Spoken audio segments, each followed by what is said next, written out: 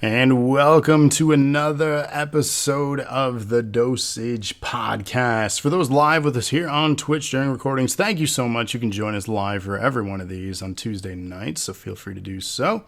If not, of course, you've found this on YouTube or you have found this on podcast platforms like Google, Apple, or Spotify, among others.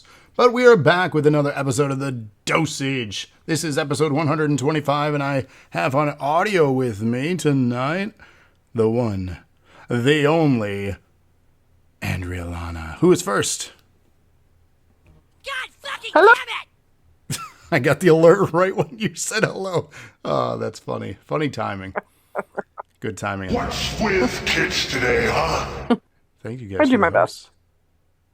You've got mail. We've got mail.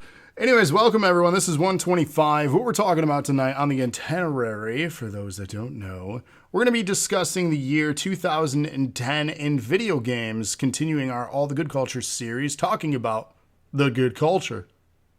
Whether it's good or not, well, it's a top 10 list, so I'd have to assume this is the good part of it. Would you agree? I mean, you know what they say about assuming, but okay. It's you know, you're not wrong there. So yeah, this is 2010. When I was making this list, I'm like, this holy crap. That was 11 years ago when we're recording this, because it's 2021. I need to run down to the living room because I just realized that I sent myself the wrong list. Oh, that's funny. Well, while you're doing that, I will give the...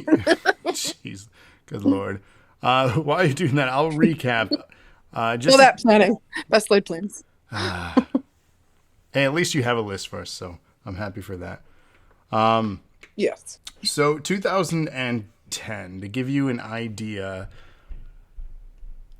I was playing a lot of video games this particular year in my life. I would have to safely assume that you were as well. Much more than in previous years. Yeah, absolutely. This is the first time where I've had like extra games. You mean by honorable mentions? Yeah.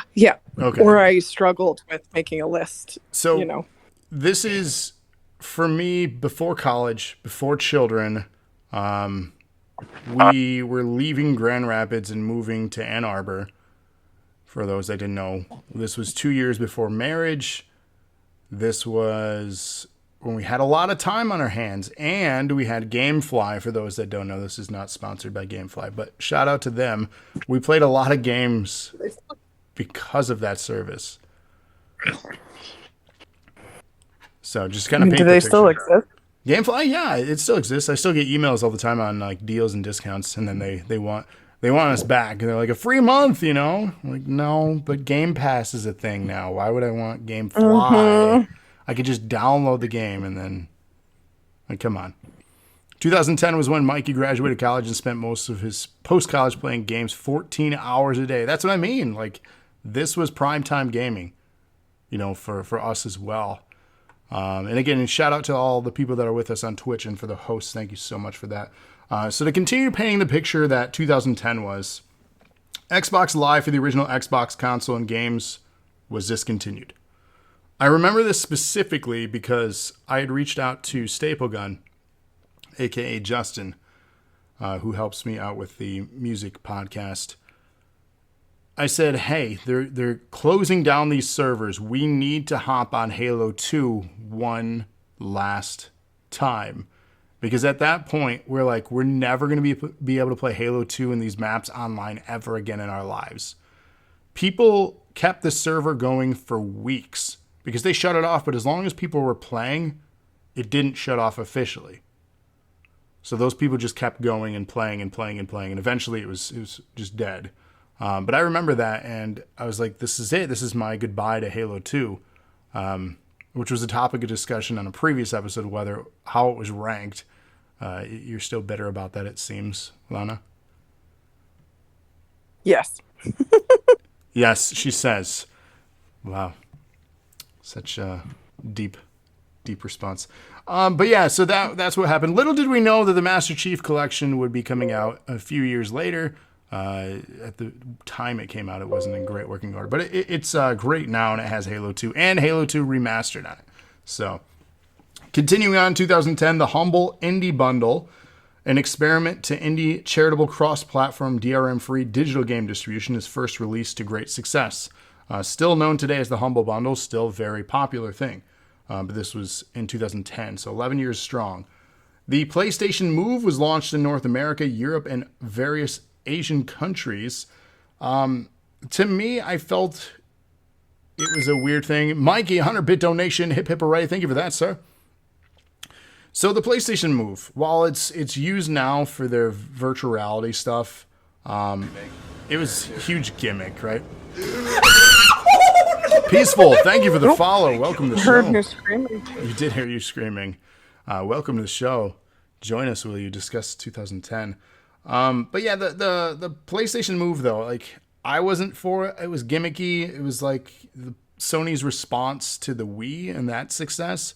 It became a vital piece of VR, and it's an important piece of tech now. But it's just it looks like two glowing ice cream cones. Like it's weird. What are your thoughts on the Move? We never had Sorry, one, so I'm I still don't know. I'm still trying to pull up the thing. Are you talking about the PlayStation, like the VR with the ice cream cone looking things? Yes.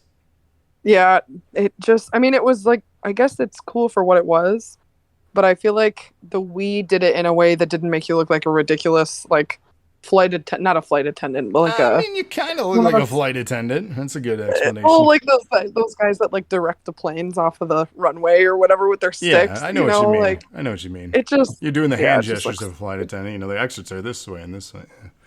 yeah. Also released in 2010 was Microsoft's response to this, known as the Kinect. Met again with mixed reactions and criticism. Most notably, the people were like, they're spying on us. Like, come on, really? And then they made $20 little covers for it so you could cover the camera, just like people do on their laptops, because everybody's spying on everybody, apparently. What's up, Wilsona? Welcome to 2010. Also, the Xbox 360S was released in 2010, which was their slimmer and less red-ringed model of the console. I never had this one. We never had this one, I should say. I still have the OG launch model of the 360. The second one, I've had two, because the first one red-ringed. But yeah. Let's talk about games, though. That's what we're here for. We're going to discuss, again, our honorable mentions. Then we're going to give our top 10 picks. Chat, please participate. If you have a list made, you are amazing. If not, go to Wikipedia, search for 2010 in gaming, not tens, because those are two different articles. Search for 2010 gaming. Read through. It's all in order of release date. Scan through there and see what you can pick out. We'd love to see what you guys have in chat here as we go through it. But let's talk about our honorable mentions. Lana, do you have a list of honorable mentions? I do. I have 11. 11. Okay, so A baker's dozen. This is the first year. I know. With this is the first time where I really struggled. Really, really struggled. Which I know I missed a few of the years, and I think that this would have been the case in some of those years. So I'm bummed that I wasn't able to participate. But anyway, 2010 honorable mentions. My first one is The Sims 3 came out for the consoles this year. Obviously, it had already been out on PC, but the game for the consoles came out, which I think at that time was the only way that I was able to play it, because I don't think we had a working PC when we moved over here. I think mine took a crap when we lived in Grand Rapids, and we weren't able to get one until well after we lived here for a while. Yeah, no, that's completely accurate. We had gotten you all set up for The Sims 3. You had played it for maybe 6 months, and then it crashed. Yep. And it was my old Dell PC, like from school, so it was well past its years. But I was so sad.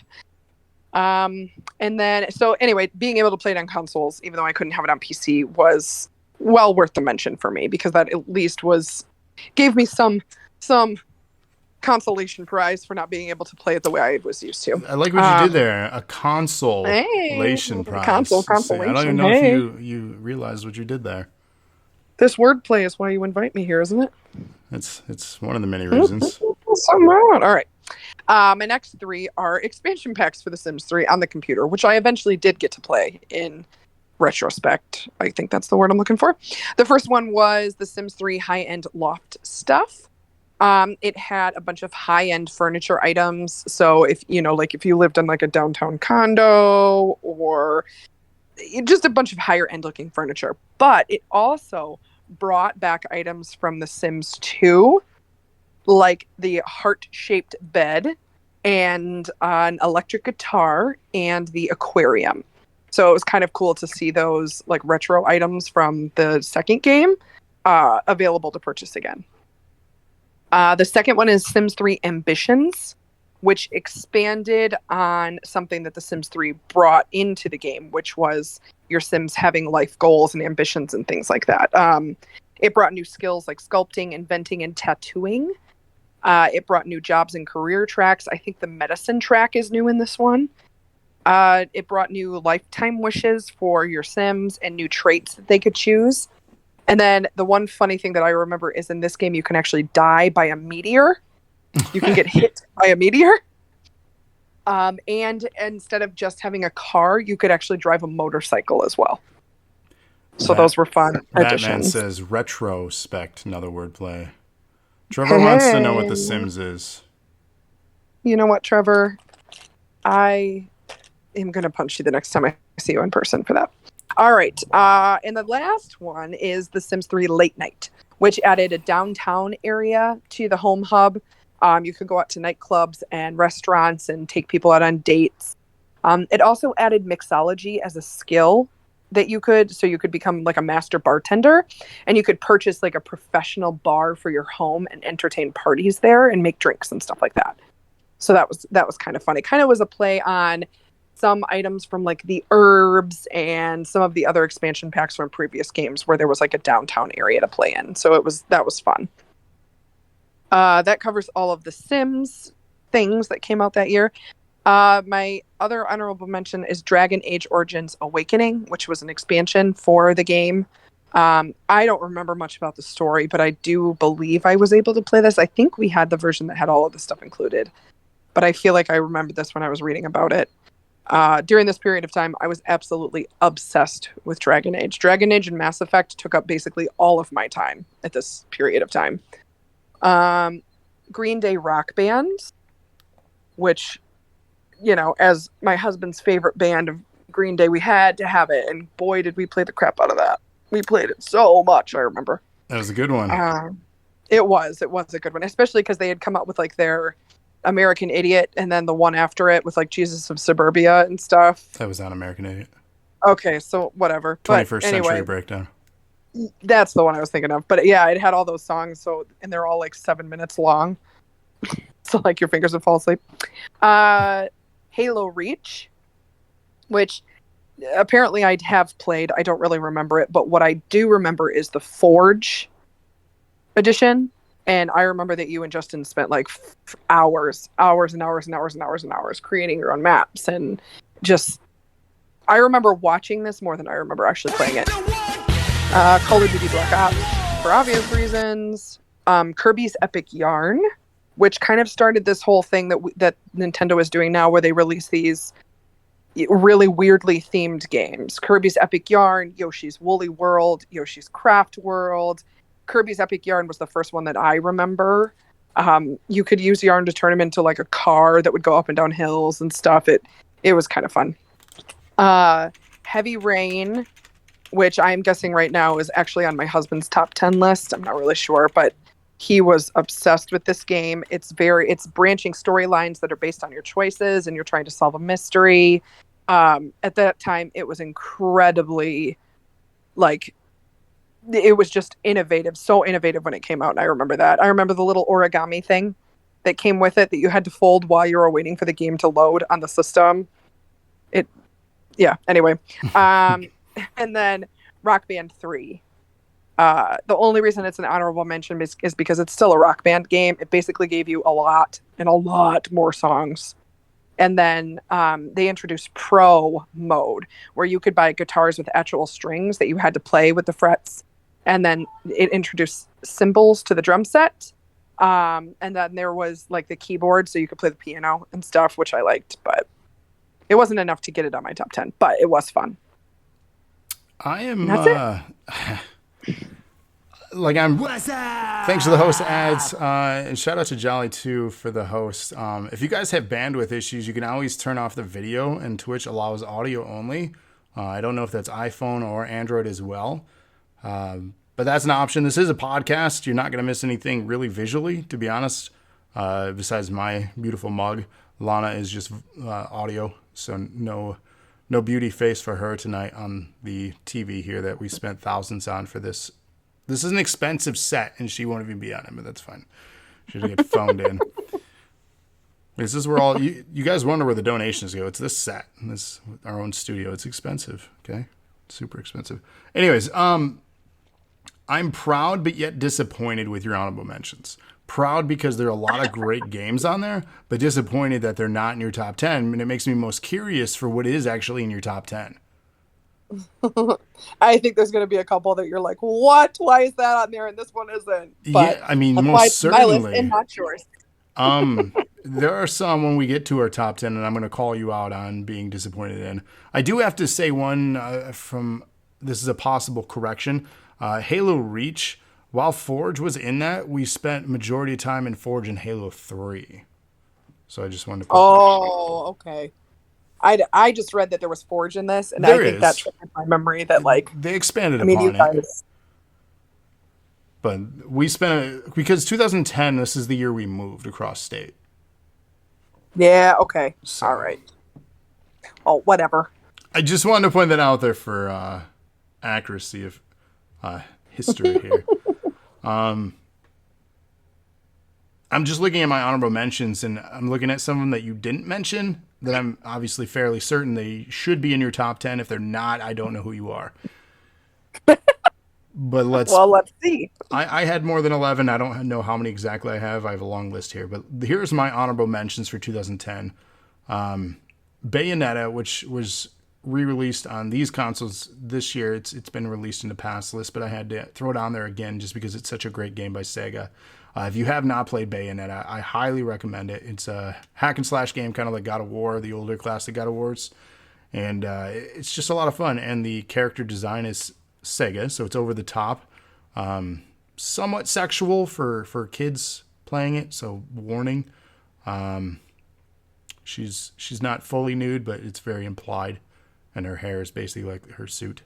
So, Mag. It was a PS3 exclusive that I wish would have gotten more support. Massive Action Game is the acronym, hence MAG. It was one of the biggest, I forget how many people was it. Was it 100, 50, 80? 256. 256. Good Lord. 256 person online multiplayer. Massive action game, exactly. This game was awesome. It had great online. It had like a health system, so it wasn't just one shot kill. It was a nice alternative to Call of Duty at the time, and it was just a fun game. And it just I don't know what happened with it, and it just went away. It never got a sequel, it never got anything else. I don't know if there's a spiritual successor. The company went on to do other things. I didn't do any research on it. I should have, but it's an honorable mention, so I didn't dive too deep into this. Another hack and slash game that I highly recommend, which is a complete ripoff of God of War, Dante's Inferno. If you don't know that story, then I'm not going to dive too deep into it, but it's the story of Dante's Inferno.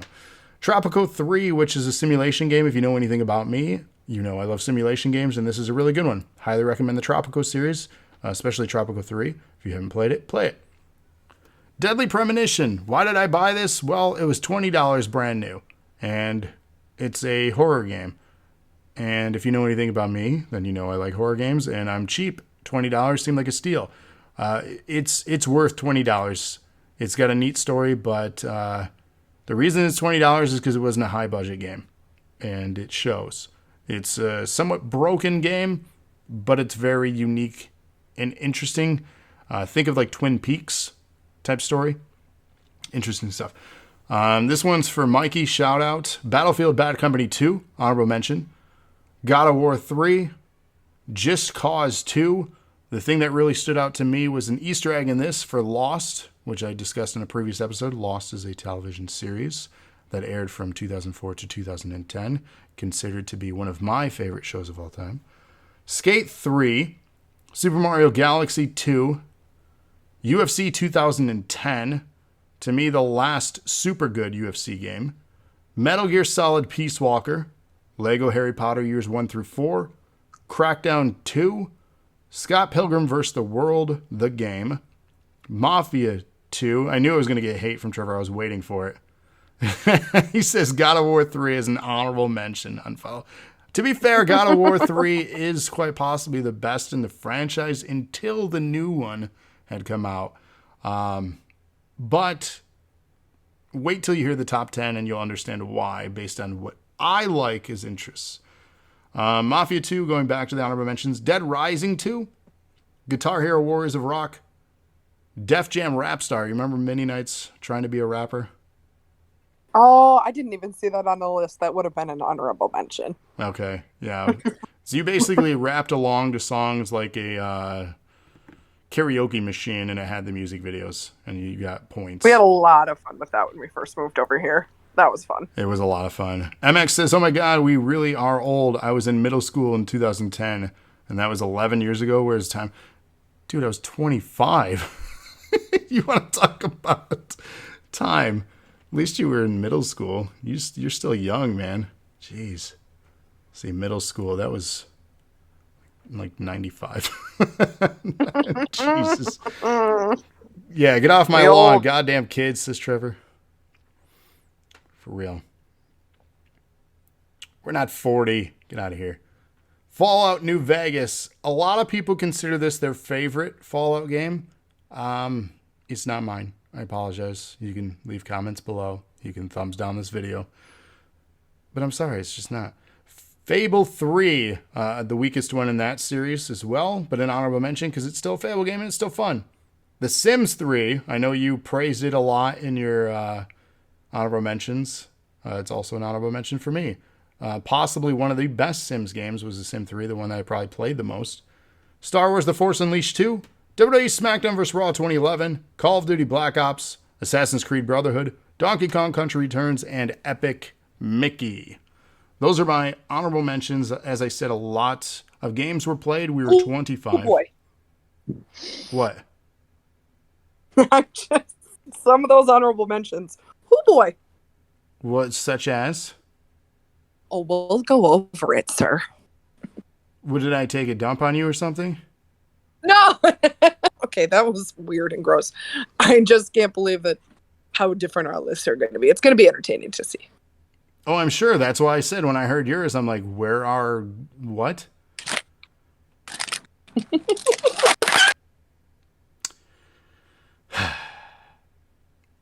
Well, let's begin. Top 10s. Again, chat, if you have them, feel free to chime in. We want to know what you guys think. And girls, we're inclusive here. What's your top 10? All right. Number 10 for me is... I almost read you number 1. Holy Moses. Whoa, number don't 10 do for that. me is... I know. Number 10 for me is Tropico 3.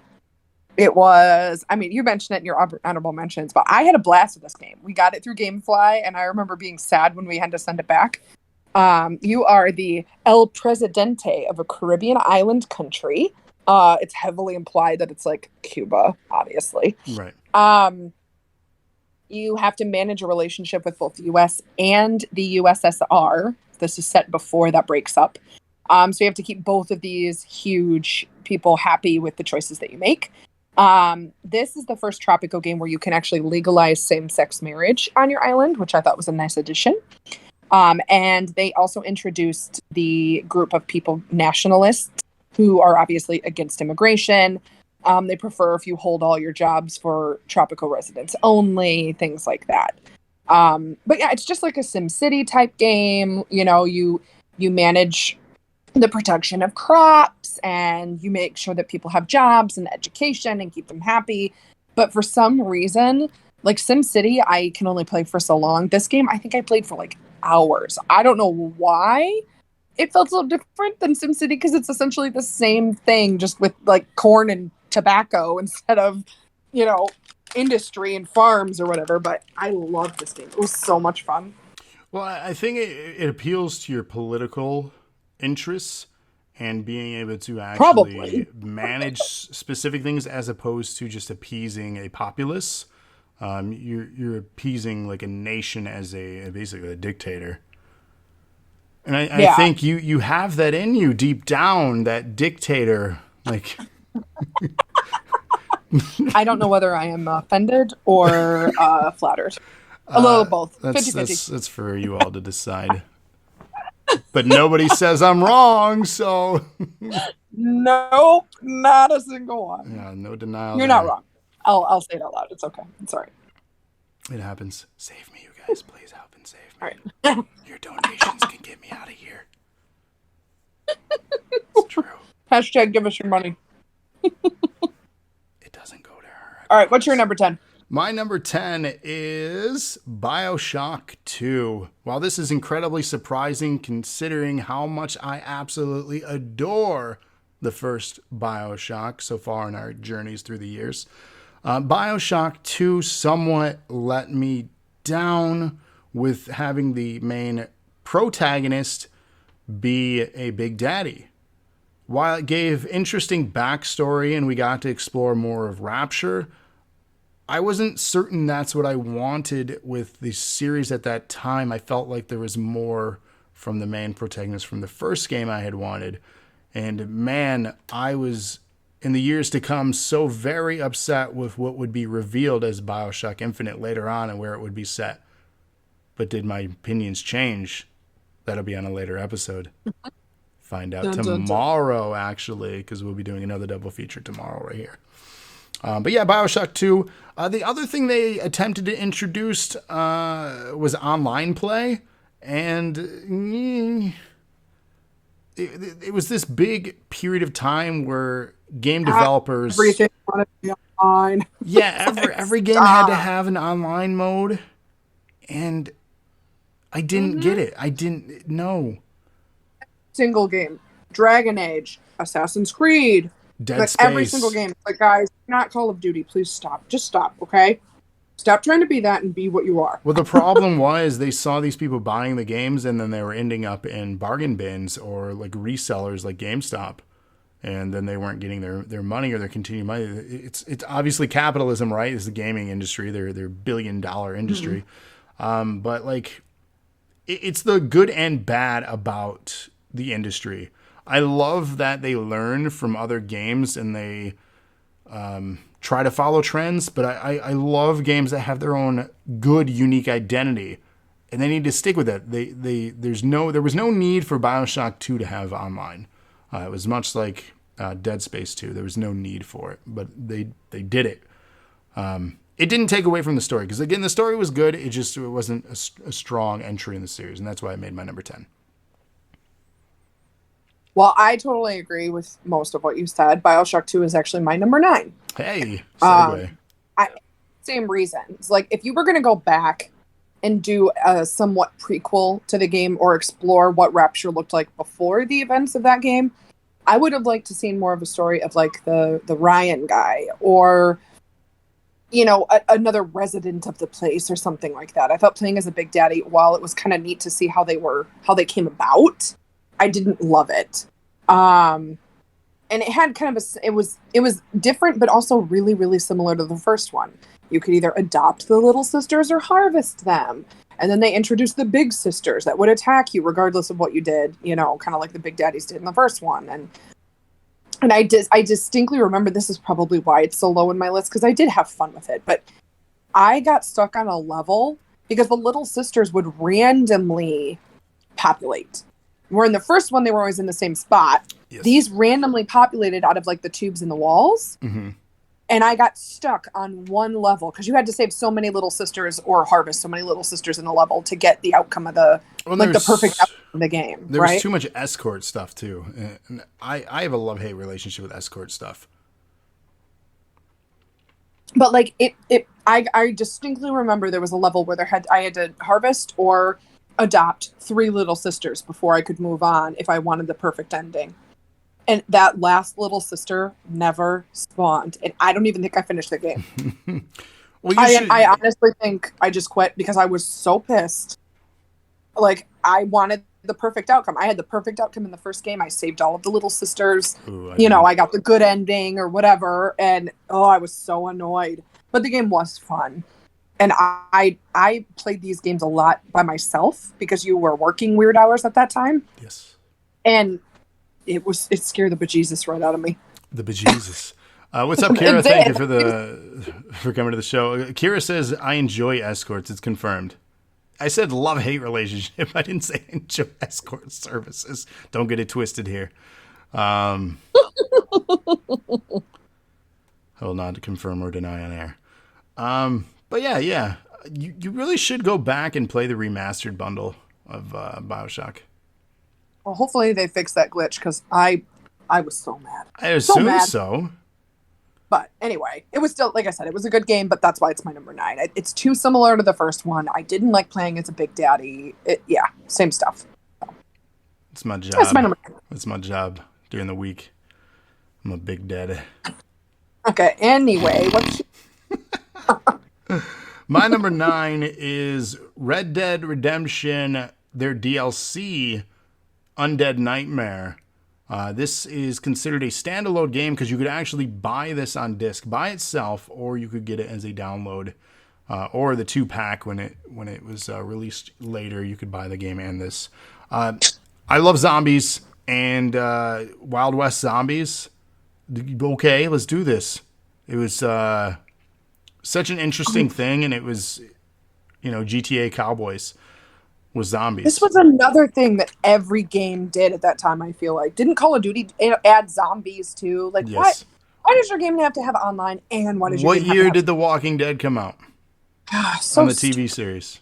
I mean, I get it. I get why. It's just super annoying. I thought it was stupid. I thought it was awesome. If you haven't played Undead Nightmare, honestly, do yourself a favor and check that out. Maybe that'll be something that I play this fall on the channel if you guys have never seen it, because it's been a long time since I played that game. I'm looking for something to play this fall because I need more spookies. But yeah, it's fun. It's really fun. I don't know how else to describe it. And it's really, like, it still tries to take place with the story, but it's not really. Yeah, no. It's fun. That's my number 9. All right.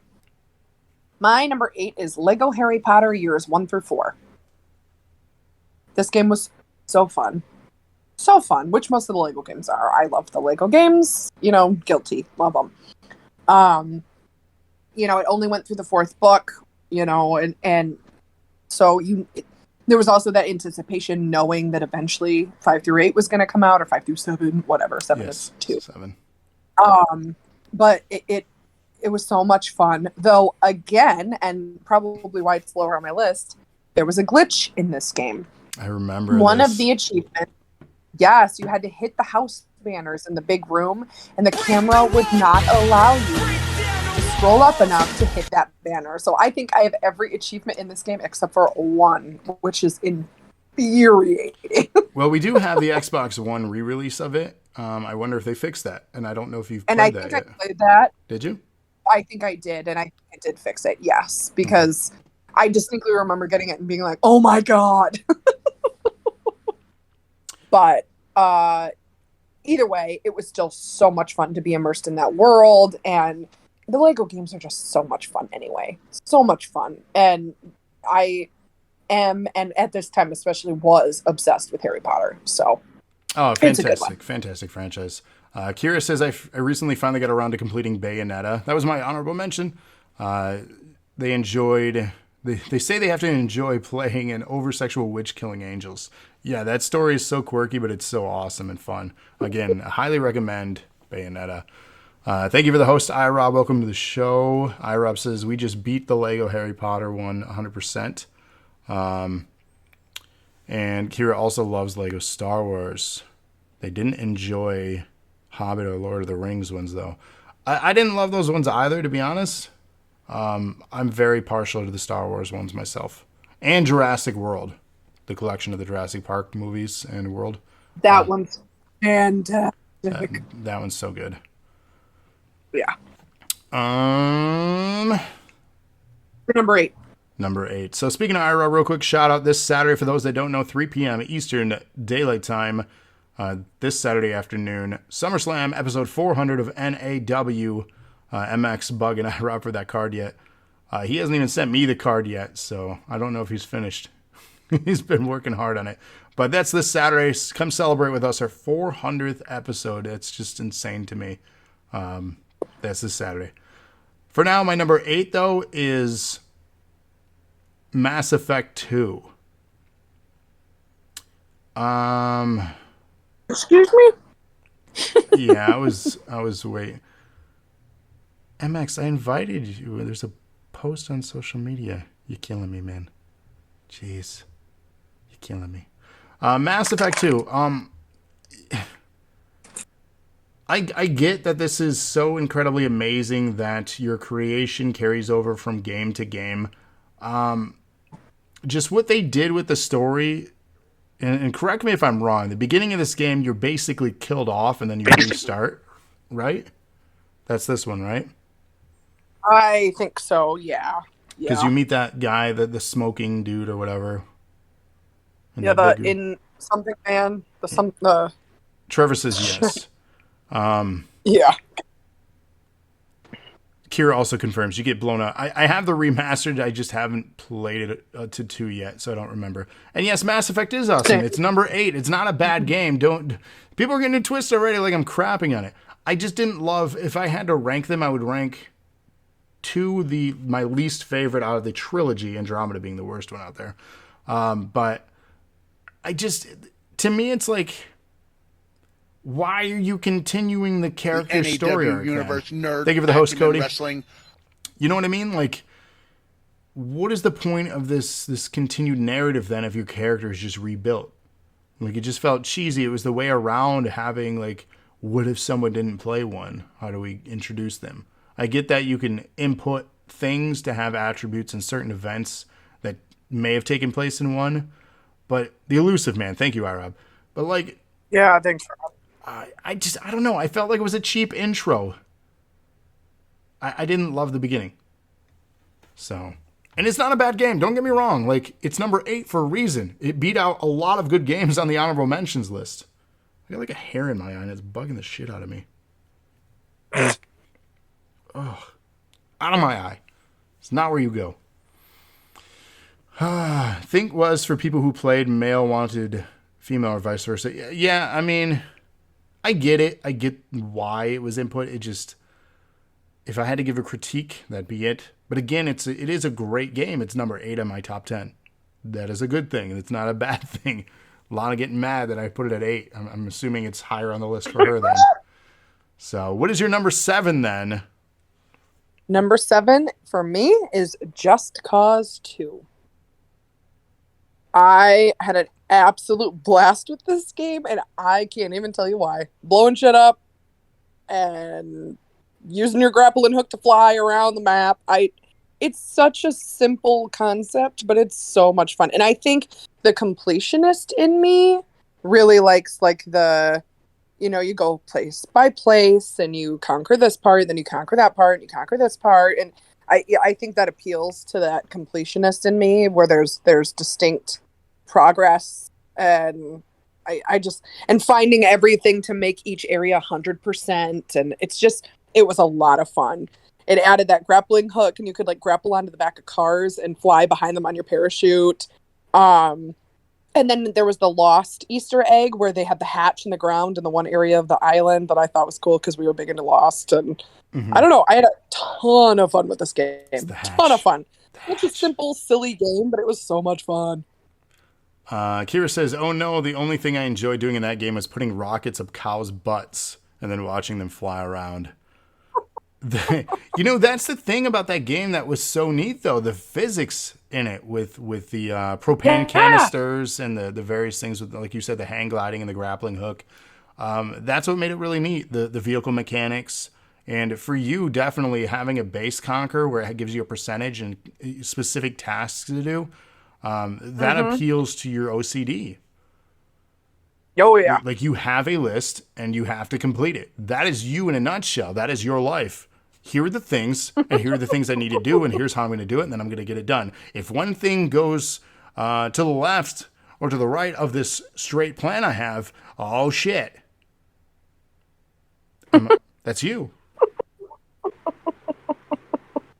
I don't know. Again, 50-50 offended and impressed. I'm not sure. That is you. Kira says, personally think Far Cry is better than Just Cause. You know, here's the thing. I never really got into the Far Cry series. I feel like I want to and should have, but for whatever reason, I preferred Just Cause. Maybe it's because it was a Square developed game or distributed game. I don't know who developed or distributed. I know Square had involvement in it. But yeah, I've enjoyed those games. 3 and 4 were still moderately good, but 2 is a standout for sure. Yeah, good pick. That was your number 7. Did you leave me? Yes, I'm sorry. That was my number 7. Yes. Okay. All right. Sorry, I got lost on my list again. It happens. My number 7 is Green Day Rock Band. For the reasons that you had such described, it is one of my favorite bands of all time, and it has an incredible career mode where it starts them out in their early albums with smaller venues, all the way to their big stadium and arena tours with things like American Idiot, and then their recent release at that time of 21st Century Breakdown. I thought it spanned a really good history of that band, had just fun gameplay, and you get to play as the band, drums, bass, sing, guitar, whatever you wanted. If you had the instruments, you could play it. And it was a great add-on. And I personally think the only other standout will be in years to come that we talk about in the Rock Band series. I think you already know what I'm alluding to, but we'll get to that when that comes up. But yeah, Green Day Rock Band, if you're going to play one, that is one of them that I highly recommend, unless you just don't like that band and then don't play it. There are other bands that are on there as well. I couldn't name them, but they had like little opening act things and other bands like they played with over the years or something. One of them the Maria Count Me In. I think it? I feel like I remember that because you're playing at like a festival. Now I don't remember. I don't know. I feel like it was. I don't know. Yeah, I don't know. I'm gonna have to Google it. Yeah. I feel like it was because like you were playing at a festival, and maybe. I guess I don't know. Never mind. I don't know the answer to that. Curious says, plus think it was because of Ubisoft, and Ubisoft was not really well liked. Yeah, you know, Ubisoft and EA, they've had like a history of good and bad things with their company as far as their model of trying to get your money. That could be a podcast in itself. In fact, I think we have talked about that before in angry detail. But yeah, that's my number 7. What you got? All right. My number 6, right? That's what I'm on. 1 second, though. We got a new follow. Left, right, go! Welcome. Thank you for the follow. Welcome to the show. Do you like the year 2010? That's what we're talking about. All right, what's your number 6? All right, my number 6 is Mag. Ooh. I played the ever-loving out of this game, and I was so sad that nobody seemed to love this game as much as I did. Everyone was like, Call of Duty, and I'm like, no, come play Mag. It's way more fun. You could play with 256 players at one time, which at that time set a Guinness Book of World Record for the most amount of people playing online at one time. You essentially had platoons, small platoons of like 4 people that formed companies of 8 people. And they gave you a squad leader that was based on their ranking system. So the highest person in your set of 4 was your platoon leader. And then the highest person in your set of 8 was your squad leader. And you had mission. So there was like A, B, and C on your side of the map, and you had to take them over or defend them. And then once you had done that, you pressed forward in going from defense to offense, where you tried to take over the other teams. So there was like 150, what is that? I'm really bad at math. 256 divided by 2. That many people on either side. 120. Huh? 120. Okay, so 128 on either side. And again, those are split up into like platoons or whatever. And you were basically going against each other. It was so much fun. And I think it helped that I was like good at it. I was better at it. Call of Duty, and it's still the case, I literally spawn and die 90% of the time. Like, it's very, very rare that I spend more than 2 minutes alive before I'm murdered quickly. I'm terrible at it. And Halo, like, I'm not awful, but I'm also not good. But Mag, I was good because you had objectives, and like you could like direct your team with commands, and you could tell people where to go, and you could mark enemies, and it felt really immersive and fun, and there was all of these people playing at the same time, and I don't know, I had an absolute blast with that game. And like I said, the longer it went, the less and less people played, and because it was a completely online game, when there was no one to play or match with, there was no game. And I was so sad when it finally, and I don't think it shut down until like 2014, but by that time, no one was playing anyway because no one was playing. Yeah, the new consoles had launched. This was a PS3 exclusive to my understanding. Mag stands again for massive action game. And no, it's not the Meg, the Megalodon with Jason Statham. It's an interesting, fun movie that's not this. So having this as an honorable mention, then you were probably disappointed in that. No, I expected that. You were not as into that game as I was. You didn't enjoy it. I mean, it was fine. It was fun. It just nobody we knew played it. Yeah, and it was. I just really, really liked it, and I think part of the reason why I liked it so much is because I didn't suck at it, and I really sucked at Call of Duty, and I wasn't that great at Halo either. So it was fun to actually be good at a shooter and to succeed, and like I got to be squad leader a ton of times because I was ranked up so high, and it was fun. I really enjoyed it. You just enjoy bossing people around. You know me. I'm a dictator. We talked about this already. See, there's a whole theme here tonight, folks. Painting this lovely picture. My number 6 is a controversial pick, as a lot of people crapped on this game and still continue to crap on this game. I keep hoping for a re-release or a way to play it on modern systems, because I would absolutely love to play this one again. And that game is Final Fantasy 13.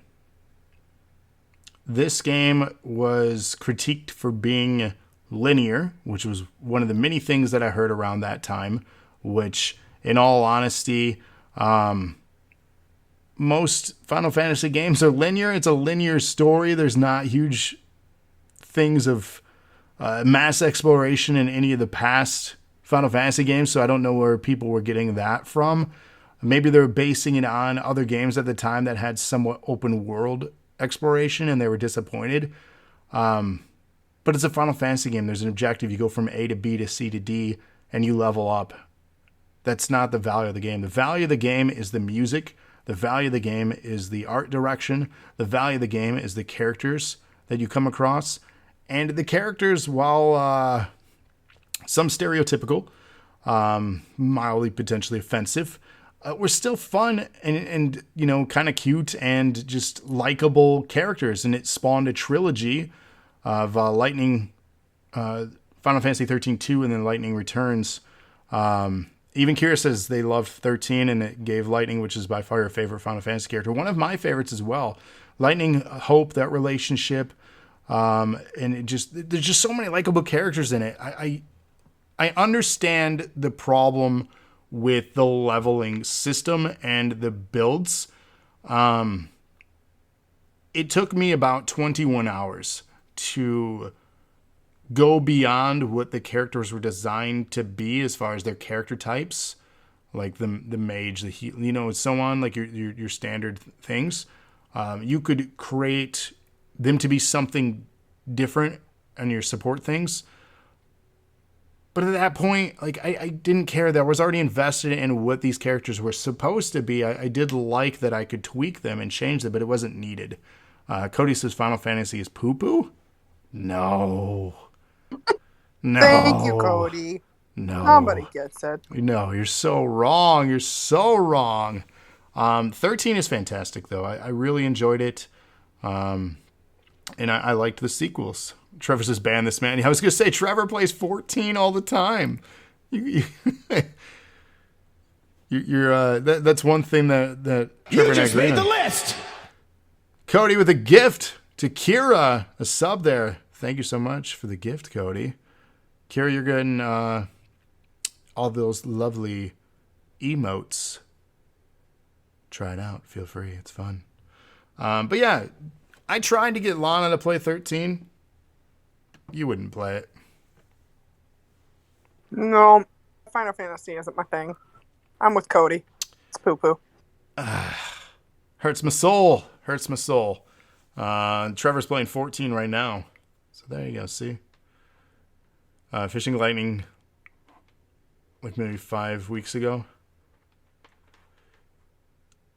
We'll have a podcast just for Final Fantasy one day. There's a lot to talk about there. Yuck. I'm not going to watch it. Fine. Maybe it'll be me, Trevor, and Kira then. And we'll have a jolly old time. Have a good time, guys. We will. Jolly old time. It'd be great. All right. It'd be great. Moving on from the poo poo game. Please do. My number 5 is Mass Effect 2. This Mass Effect and Dragon Age took up all of my time during this period of time. I played the crap out of them. I loved these games. Mass Effect 2 actually introduced more focus on side missions. So they weren't just like you went to a planet, scanned some shit, and you were done. There was really intense, important side missions that didn't just feel like a throwaway thing for you to do to add time to the game. And then it also introduced magazines for the guns versus overheating. So you actually had to worry about ammo running out or having to reload during shooting versus your gun just overheating and not working for 5 minutes, which was super annoying in the first game. The shooting, the combat mechanics in Mass Effect games leave much to be desired anyway, but this one did improve over the first one. And the story gets deeper. You learn more about the Reapers and all that kind of stuff. It's just a great game. Really good game. Yeah, the planet stuff, I don't know. I feel like everyone's mad at me for putting it at 8. I mean, it's an opinion. No one's mad at you for it. Yeah, but they are, though. I get hate mail. In your top 10. I get hate mail. It's true. You get hate mail. It's true. So my number... But yeah. Yes, Cody, Dragon Age, top 5 of all time. 100%. The Dragon Age games are so freaking good. Now I want to go back and play them all, now that I've done this whole thing. Anyway. The only one Moving I on. mildly enjoyed was Inquisition. Shut your whore mouth and move on to your number 5. For real, though. My number 5 is a interesting game that I thought kind of reinvented the horror game genre slightly. Alan Wake. We were actually watching a Let's Play of this the other day. And it's true, Cody. The hate mail is just you harassing me. You and Trevor. It's nonstop. But yeah, Alan Wake, you're an author who is going to their house in the woods to basically be inspired again by things happening. Opens my messenger. What? Such a good story, says Cody. So the neat thing about Alan Wake, and this is what really makes it really special, is you have to go into the light to basically be in safe areas. When you're not in the light, you are equipped with a flashlight to blind the shadow creatures. And when you basically point the flashlight at them enough, you can then shoot the gun at them to make them vulnerable. The flashlight makes them vulnerable to then cause them harm and make them go away until you get to the next checkpoints. It's again very Twin Peaks like inspired story, a small town in a Seattle type vacation area, and it's such a indeed Curious is such a deep story. It's got great environments, great story. It doesn't take too terribly long to finish, about 6 to 7 hours, which to me is a great length for a game. Games don't need to necessarily be dozens and dozens of hours to be good. You can tell a fantastic story in under 10 hours. And for those that have not a lot of time, I think that's a really good thing to have games like this. And Trevor, you made a good point here. We've been waiting a long time for a sequel or something inspired. Trevor asked the question, have I ever played Control? It takes place in the same universe as Alan Wake. Yes, I have played Control. And I did enjoy Control. I think that's another really good story. Obviously, same developers. But I don't want like an inspired same world sequel. I would love a direct sequel, not the American God, what is that called? American Tragedy or something. I can't remember. It was like a DLC. It wasn't the same. I don't know. It was a unique game, and it wasn't the same. Love the Ashtray Maze and Control, says Trevor. Adaptation was Kira. But yeah, Alan Wake. Honestly, it's... Also, Go ahead. before we move on, isn't Alan Wake one of like the first games? I don't think it was the first, but it's one of the first games that you reviewed on Box News, which is essentially DNA's precursor, right? Yeah, that was, I think, episode 2. Yeah, you walk around at night on a street and review it. Like, you can't even see your face. You're just walking around. Yeah, so for those that don't know, I've been attempting things like this for many, many years on YouTube. 11 years ago, when this came out in 2010, I actually did a review of Alan Wake. It's on my personal YouTube channel if anyone's ever interested in that. That show lasted 95 episodes. It was called Box News, Unbiased Reviews. It was a mockery of Fox News because, they're unbiased news. Weird, tickle in my throat. So it was just essentially that. It was Box News, like a video game box, which is a console. Yeah, the review's not great. I'm going to tell you right now. I was very early on in what I was doing. My first review was actually for the Halo Reach beta. And you still point out that I was wearing holy socks. Yes, you were. And Yes. Mm-hmm. I had no clue what I was doing. Sometimes I still have no clue what I'm doing. So You were trying to find your people. That's what you were doing. I was doing something. But if you're ever curious where this all started 11 plus years ago, it's there on my personal YouTube if you want to go down a rabbit hole. I apologize in advance. The content's not great, but we got to start somewhere. Anyways, as you said, that Fox News just got $5 million for another fake story. Jesus. But yeah, that's my number 5. Let's continue on. All right. My number 4 is Mario Galaxy 2. Again, I had a blast with this game. The first game is fantastic, and this one introduces the Lumas and Rosalina, who is now like my favorite Mario Kart character. You're on a spaceship, and instead of going from world to world, you go from galaxy to galaxy, and then there are worlds inside of the galaxies. And they really play with terrain a lot more, but it's a really good sequel to the first game. It's a lot of fun. The story is fantastic. You can just play through the story, or you can go, crazy completionist and find every single thing. But it's a great, great game. Super fun.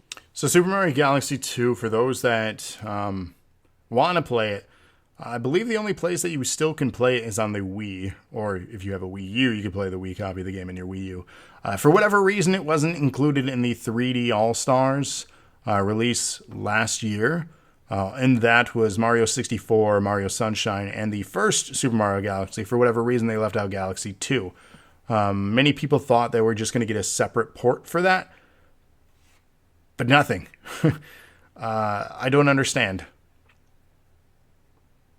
Because I never finished that one and I really wanted to play it. It could have changed my honorable mention pick. Actually, there is a Box News episode for these games as well, which features you reviewing them. Holy moly. Remember that. Mm-hmm. You've suckered me into doing this an awful lot, it seems. Sure have. All right, what is your number 4? My number 4 is Rock Band 3, which reasons you've already mentioned: keyboard support, better gameplay, just greater song lists you can import from your other games and just keep building upon your catalog. And at this point, we had hundreds of tracks to play, and boy, did we play. Oh boy, yes we did. And that's why that's my number 4. What's your number 3? My number 3 is Epic Mickey. I really struggled with my top 3. I struggled. I'm still not sure if I agree with my own picks, but I think I do. They're also good. All 3 of these games that I have in my top 3 are so good. But Epic Mickey, I put at number 3. Maybe because it was the least intense, I guess. But it was so much fun. You play as Mickey, who gets a hold of Yensid's paintbrush. And of course, Yensid, if you don't know, is the wizard from like the Fantasia where Mickey puts on his hat and he makes the brooms and everything start doing his chores for him, which of course ends in disaster. But that guy's name is Yensid, which is Disney backwards. But anyway, in this game, he paints, and he has painted a world. Well, Mickey gets a hold of his paintbrush and ruins the painting. It turns it into a wasteland version of what Yensid had created, and he falls in and has to work his way through this world. All of the worlds are like twisted versions of areas from Disneyland and Walt Disney World. So there's areas like that look like Adventureland, or that look like the bayou from the Haunted Mansion area. And it also has old characters from old Disney films like Clarabelle Cow, and even Oswald the Lucky Rabbit, which, if you didn't know, Oswald is the original character that Disney created. He created it, and unfortunately, he signed a contract with his previous boss that gave them ownership of everything he made before he left. So when he left, he lost the rights to Oswald and therefore created Mickey Mouse, which obviously we know what happened. And then they bought Oswald Black. So I guess he wins in the end. But he's in the game. It's so fun to play because it's twisted versions of those areas that you already know. Like it's a small world area, and there's area like Adventureland and Futureland and all this stuff, but they're just slightly twisted. And it is a serious blast to play. It is such a fun game. And then at the end, of course, Yensid gets his wand back, and but Mickey finds that the ink blot is still inside of him, which sets it up for a possible sequel. But just a really, really fun game to play. Especially if you love Disney and all the Disney characters. It's a blast. I probably remembered that back then, but until you said it now, I didn't remember that was Disney backwards. And that's kind of cool. Yeah. Kier asks, what does he have to do to repair them? Basically, you have your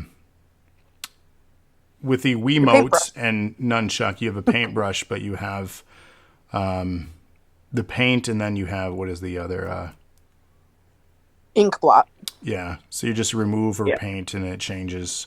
It's basically just a long puzzle game, figuring out platforming, just cleverly. And it kind of plays on like Mario Sunshine. Remember how you used to have to wash off the little M that got stuck everywhere, or wash off the paint, stuff like that. Like, there's a lot of that in there. You either have to redraw things, like there's pieces of the building that are missing, so you have to redraw that, or the ink has spilled all over something, so you have to clean it up, or and then while you're doing that, you have to find things and help people. Like one guy's house is broken down, so you have to go into another house and find a piece and bring it back, or you have to. But it's little missions inside of these smaller worlds that attach to this bigger open area that are all based in Disneyland or Disney World areas. So if you've been to the parks, it's even more exciting because you're like, oh my God, this is totally looks like Frontierland, or it totally looks like this part of the park, or, it's just fun connecting it to those places that we already know and those characters that we love. And especially like, I don't know, when we were kids, when we were little kids, Disney put out a lot of like shorts, right? And you would get them on videotape and you could watch them.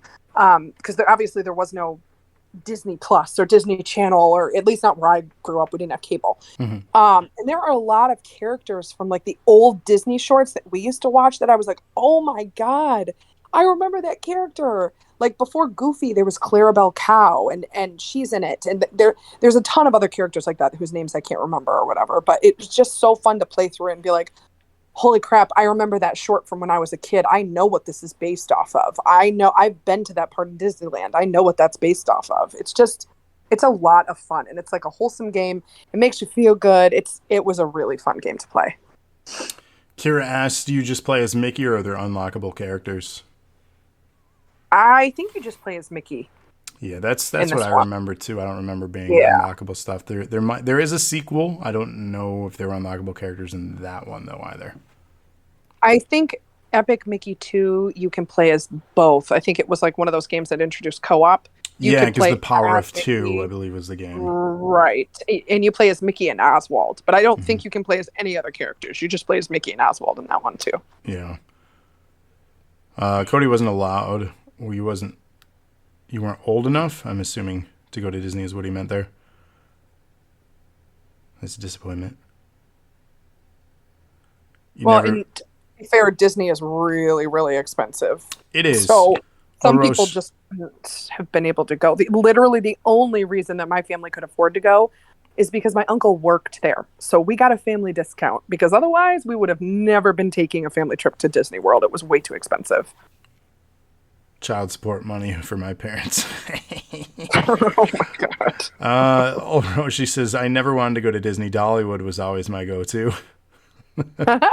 I want to go to Dollywood Oh, sometime in my life. I want to go. All right, It'd now be so much fun. Cody says that he wasn't loved enough to go to Disney. Well, damn.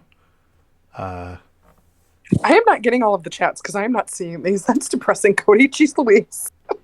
Talk about a heavy rain on him. Hey. Which is my number 3 pick. The game Heavy Rain. I knew it was going to be on your top 10. Did you? You felt confident? Oh, I knew it. I knew it. Yep. Did you I think said that when we were doing. I said that. I know. Because it was in my mentions. Did you think it would rank high or low? Or? I knew it would be in your top 5. I didn't think it would be your number 1 this year, but I knew it would be up there for you. So I also reviewed. Actually, a vast majority of these games on this list, to be honest, were reviewed in Box News. So if you want to go down memory lane, check it out. I apologize in advance, but if anyone is curious, shoot me a message. I'll send you the link. But Heavy Rain, you love Heavy Rain because the one glitch. Oh yeah. He says, Sean, you were a Hershey Park kid, which makes sense because that was close proximity to you, Cody. I've been to Hershey Park. But yeah, Heavy Rain is an interesting game. I had to get this one because I saw what it was promising to be, and you literally wake up, you're getting ready for like a birthday party for one of your kids, and you just go to the bathroom, you can pee, you can shave, you can head down into the living area, and then talk to your wife and have these words of exchange, and then getting ready, you go to the mall. And then you're walking around having a great day, picking out gifts and things for your kids. The one kid gets a balloon, runs ahead out the door of the mall, and you're yelling for him because he's, not sticking with you. They're running ahead. He's being a kid. So you're yelling, Jason, Jason. And he runs out into traffic and gets hit right in front of your whole family. And things turn for the worse. Then you do yell Jason for a while, says Trevor. You do. Just the innovative gameplay, the decisions you make, the choices you have to do in this game, and the different characters you play as, unraveling this mystery of the origami killer. And thank you for the host, Storm. It's just... I don't even know how to begin to describe it. It's such an interesting concept for a game, and it just appealed to me so much for whatever reason, and I don't even know how to describe why. It is incredibly I think because depressing. it's depressing and dark. Yeah, it's just depressing and dark, is what I like. But no, It is a super depressing game, but it's also really immersive. And it was one of the first games that did that, or at least the first game that I remember playing that really did that. Like you felt like you were the character. When that kid dies, you're like, holy shit, my kid just died. And like this is before we had children. Mhm. So we didn't really know what that felt like. Like obviously playing the game now it would feel different, but it was like, oh my God, I let my kid die. Holy shit. Like And then you have and, like, moments too where you have to like torture yourself, cut off a finger. You have like you're a detective in one of them. Like you just play all these unique characters and all these stories surrounding the origami killer and trying to figure out this murder, this murderer. yeah. It's a fun game. It's really neat. It's slow moving. It was supposed to get DLC episodes though. I think it got one, maybe two. I don't know whatever happened to support for that game, to be honest with you. Now that I'm thinking about it, I may do a deeper dive into that one day too, because it's been a while since I touched that one. That is available on my PS5. I could download it again, but I don't know what happened to the extra content.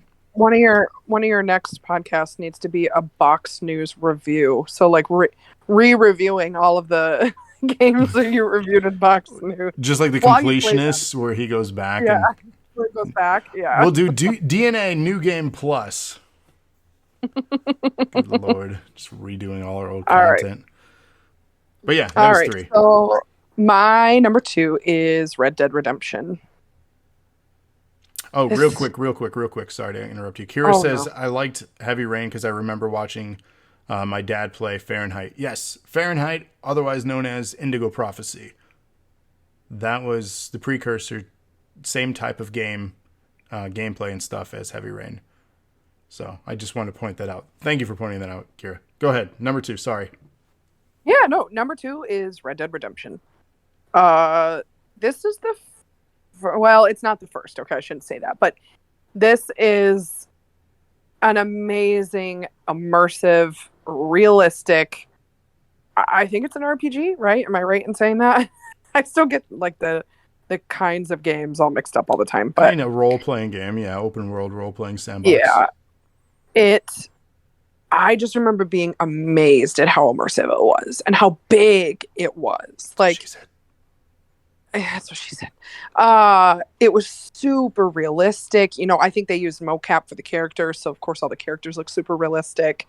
The amazing storyline. There were parts where you could go down into Mexico and come back, and just the emotions. Even the side stories like stuck with you. I remember the one about the one his wife died, and you had to like do something for her grave or something. It was just a really fantastic game, and the story, especially the way that it ends, like you really feel this sense of, you know, at first you feel the sense of like, oh, the completion for the character's story, and then the revenge aspect that takes over at the end, and just a really, really great game. Such a good game. I agree, 100%. Also reviewed, if you want to go down way memory lane, Box News did one. This was one of the first episodes where I got real comfortable with myself on camera, and you could see in that episode.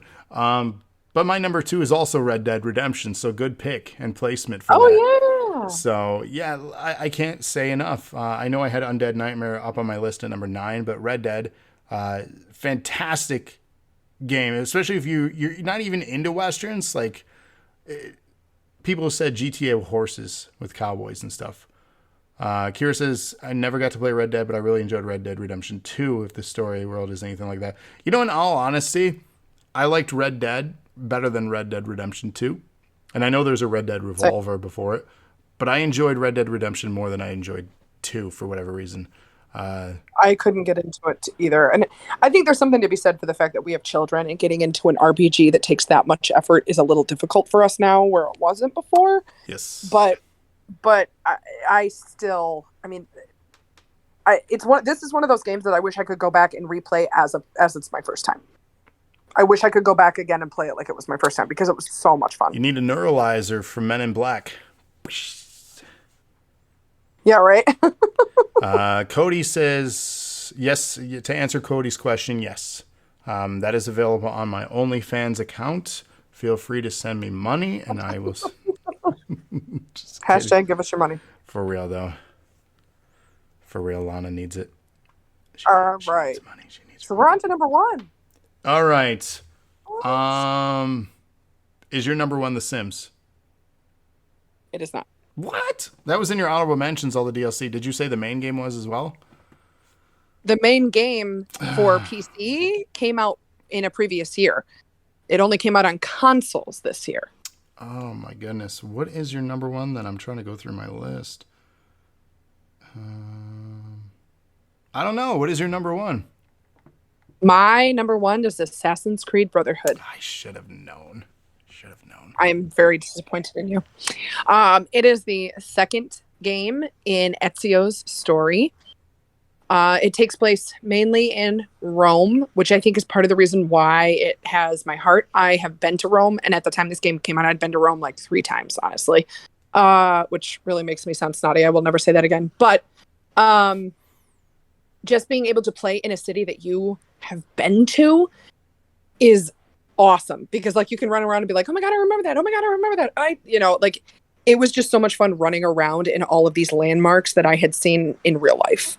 I'm just like when you had, what's that game that was set in New York City? Watch Dogs or Chicago or whatever. GTA. Watch Dogs was Chicago. GTA was New York. Yeah, and then there was GTA New York. Yeah, it was awesome to be able to be like, oh my gosh, that's exactly what that looks like. That's, it was so unbelievably fun. And then this is also one of the first games where Desmond can leave the Animus at almost any time that you want to. You're not like stuck only coming out of it during those cutscenes where they let you out of it for 5 seconds and then put you back in. You could get out of it at any time and walk around the area. They were in a city hiding out, from the Jesus, I feel like a horrible person the Templars. Mm-hmm. And so they were in this big city hiding out. So you could get out of the Animus and run around the city that you were in there as Desmond, and then go back into the Animus and run around Rome as Ezio. And then, huge spoiler alert, if you have not played this game or in the series, and you're going to, which it's been 11 years, people, get your crap together. At the very, very end, you finally learn a little bit more about what you've been finding. So like there's been all these flashes that have taken place with the people that came before and all of this, but one of them actually comes and speaks to Desmond. Her name is Juno, and she takes over Desmond's body, and you stab Lucy. And Lucy is the assistant in the very first game when you're playing Altair's story, who then breaks you, is with you and your 2 friends, Sean and Rebecca, during the whole leading up to this game. And you literally walk toward her with the apple of Eden in your hand, and you stab her, and she dies, and you fall into a coma. It was just so shocking at the time. I remember playing it and being like, no, don't make me do this.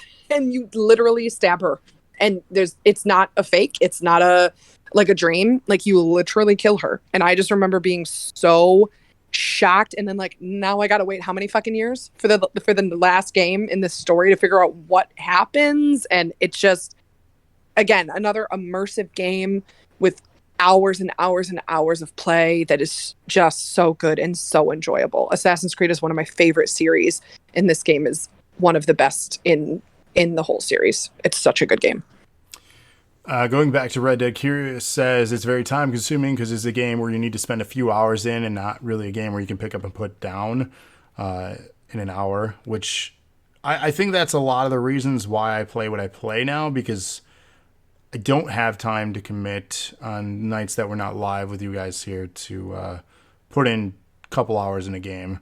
If I do, the other option is just turn on the television and do nothing, which a lot of times is the easier option, right? You're just so tired. So understandable. Cody says that's the best Assassin's Creed. Kira asks you, or Cody also says, I love the upgrading of places. Kira says, so Lana, if you could pick even up now, if you, sorry, English. If you could play Brotherhood now, is it still your favorite, or has that changed over the years? Kira's favorite is Black Flag because of the sea shanties battles and so on. Really enjoyed that one. I'm going to have to agree Black, with Kira on yeah. that sentiment. I adored Black Flag. I loved Black Flag. I do not love the sailing missions, but I did love Black Flag. But I think of all of the games, my favorite one is the first Ezio story. I don't know. It's hard. It's a tie between this one and that one. This one with the two different worlds, it felt like you kind of got two different games. And I'm with Cody. The upgrading of the buildings started, where, you know, this introduced a lot of elements that I really, really enjoyed. I think this one would edge out the first Ezio game, you know, Assassin's Creed 2, I guess is what it's really called. Just slightly. I think this one is my favorite of all of the games. The story is good in and out of the Animus. The upgrades are good. The combat got better. It was just a really solid game. And I also have to agree with what she said before. I have not completed Odyssey or the newest one, the Viking one. I don't think I've even started it for that reason. The time. I don't have the time that I used to be able to sit and sink into these games. You know, during this period of time, Travis was working second shift. I was working first. So I would work and come home to an empty house, which about 90% of the time, Travis had a game queued up for me with a warm blanket in the dryer because he's a sweetheart. And I would just literally sit on the couch and play video games for the 8 hours he was at work. That was what I did. And I think that's why this year was so hard, is because that's what I spent my time doing in the evenings. But this game, I think I 100% at this game easily. It's a fantastic game. Cody says Brotherhood is still my favorite. Trevor says never played any Assassin's Creed until Origin or Odyssey, Platinum both, and Valhalla. The newer ones are such a different experience, but honestly, I like where the series has progressed. Kira says I completed Odyssey. The world and the fact that you gave choice to male or female would affect the story. The world is beautiful because I love that kind of lore. Yeah, they honestly, the games are fantastic and they continue to be. They're just too massive, in my opinion, but they're fantastic games. Yeah. Speaking of the Ezio games and that story arc, there is the ability now to play the Ezio collection. It's basically a mildly remastered bundle of those, which, Lana, we do have. If you did want to go back and explore those worlds one more time. Which leads us to my number one pick, the final here, which should be an obvious. Would you like to guess, chat? Lana, anyone want to give it a guess? What's my number one pick? I'm looking to see what I haven't mentioned. Is it, or what you haven't mentioned, I'm sorry. Is it Halo Reach? It is Halo Reach. Okay, I thought so. One of my favorite stories in the entire Halo saga. I feel like Halo Reach is Star Wars Rogue One of the Halo world. It essentially is. It's a creative, unique story which pits together a bunch of top people trying to escort the success of the Spartan mission out of there to basically set up Combat Evolved and Master Chief. And Reach is the last standing planet in the defense of the Covenant taking over into this war. And spoiler, one by one, everyone dies. And the last mission you can't beat. You are standing there in an overtaken world from Covenant forces by yourself. And as you take damage, your shield begins to crack and chip away as your health depletes and you run out of ammo. And the waves of enemies, you can try fighting. It'll just keep going. But eventually you will die. And that's how the story ends. And it was such a spectacular story arc. The gameplay was so good. The visuals were incredible. The online was a lot of fun. And it might be one of my favorite Halo games. So good. It's literally Halo Rogue One. Halo Rogue One. It's a great way to describe it. Cody says your list wins. And Kira says, I never got to play Halo, only recently got to play Gears of War 3 because of Rated Ass. It was on sale and he decided Gears 3 is fantastic. You made a good decision picking that up.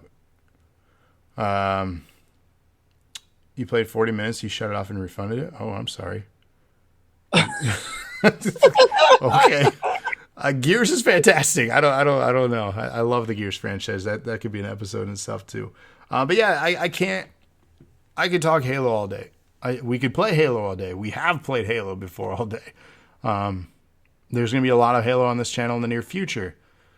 I did jump the gun there. I highly recommend everyone this fall getting Game Pass. Halo Infinite is going to be part of Game Pass. At least the multiplayer is going to be free.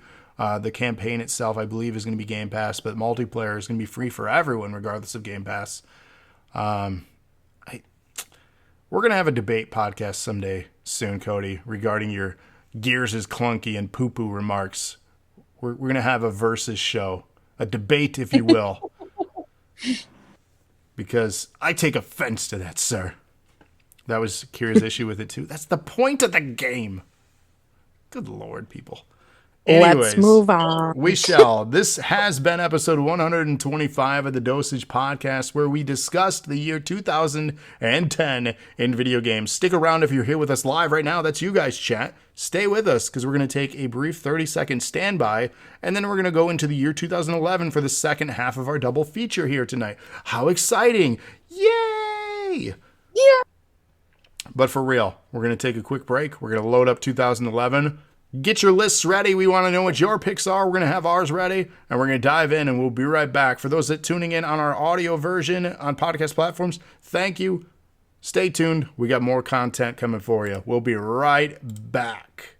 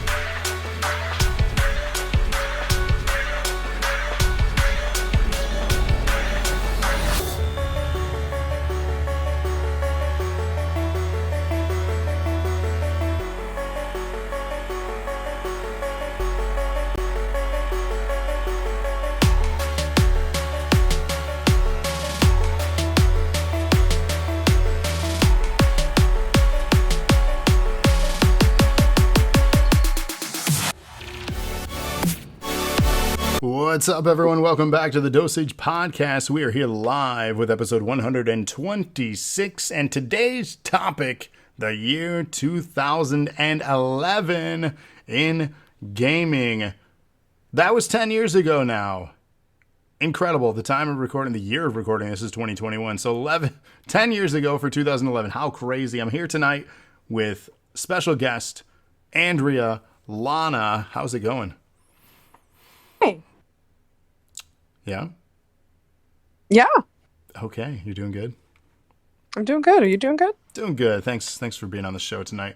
So 2011, what a special year, 1 year before we got married. So that was exciting. Our last single years. Well, I guess we were engaged, so only mildly single.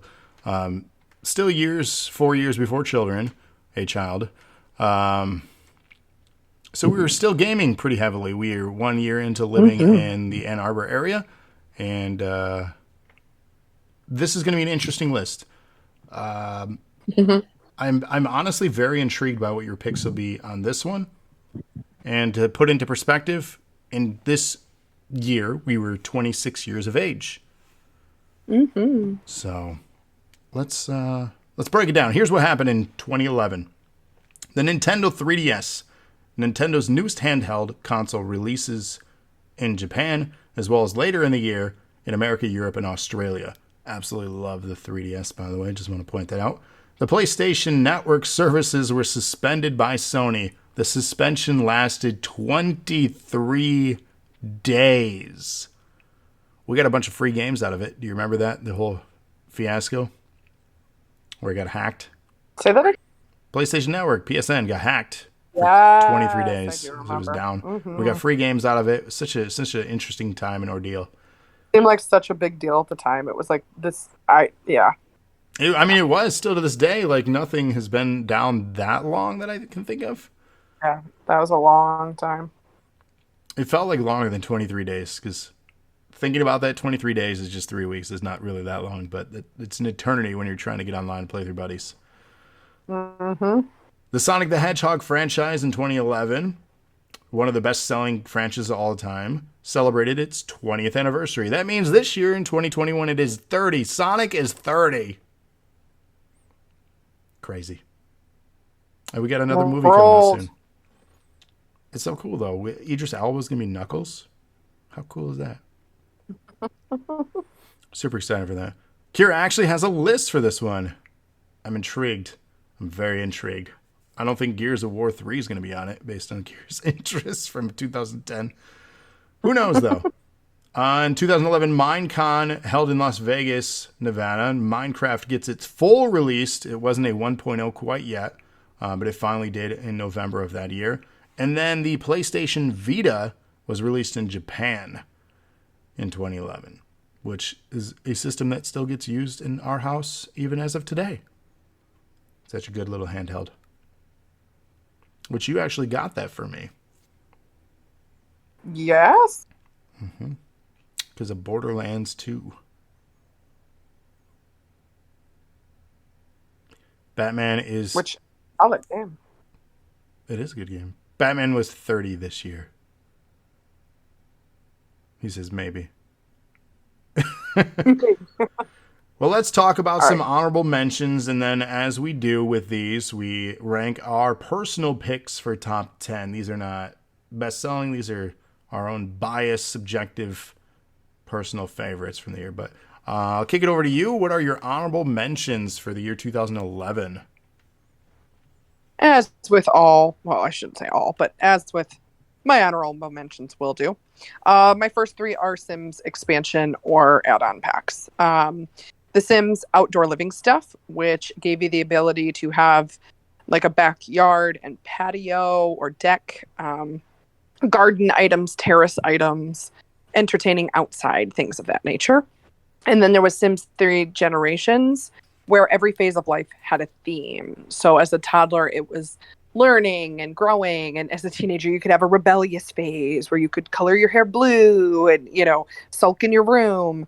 And then the Sims 3 Pets, which, of course, cats and dogs and all kinds of pets you could have.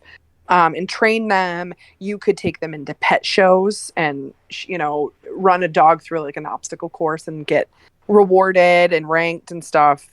Super fun, as always. Another one is You Don't Know Jack, which was a super fun game that I had to play by myself because my husband is a sore loser and won't play with me. But it's basically trivia, and I love trivia games, so that was fun. Lego Star Wars 3, The Clone Wars. I don't really know much about The Clone Wars, but I played it because I love Lego games. But, I mean, it didn't really mean anything to me, so it's just an honorable mention.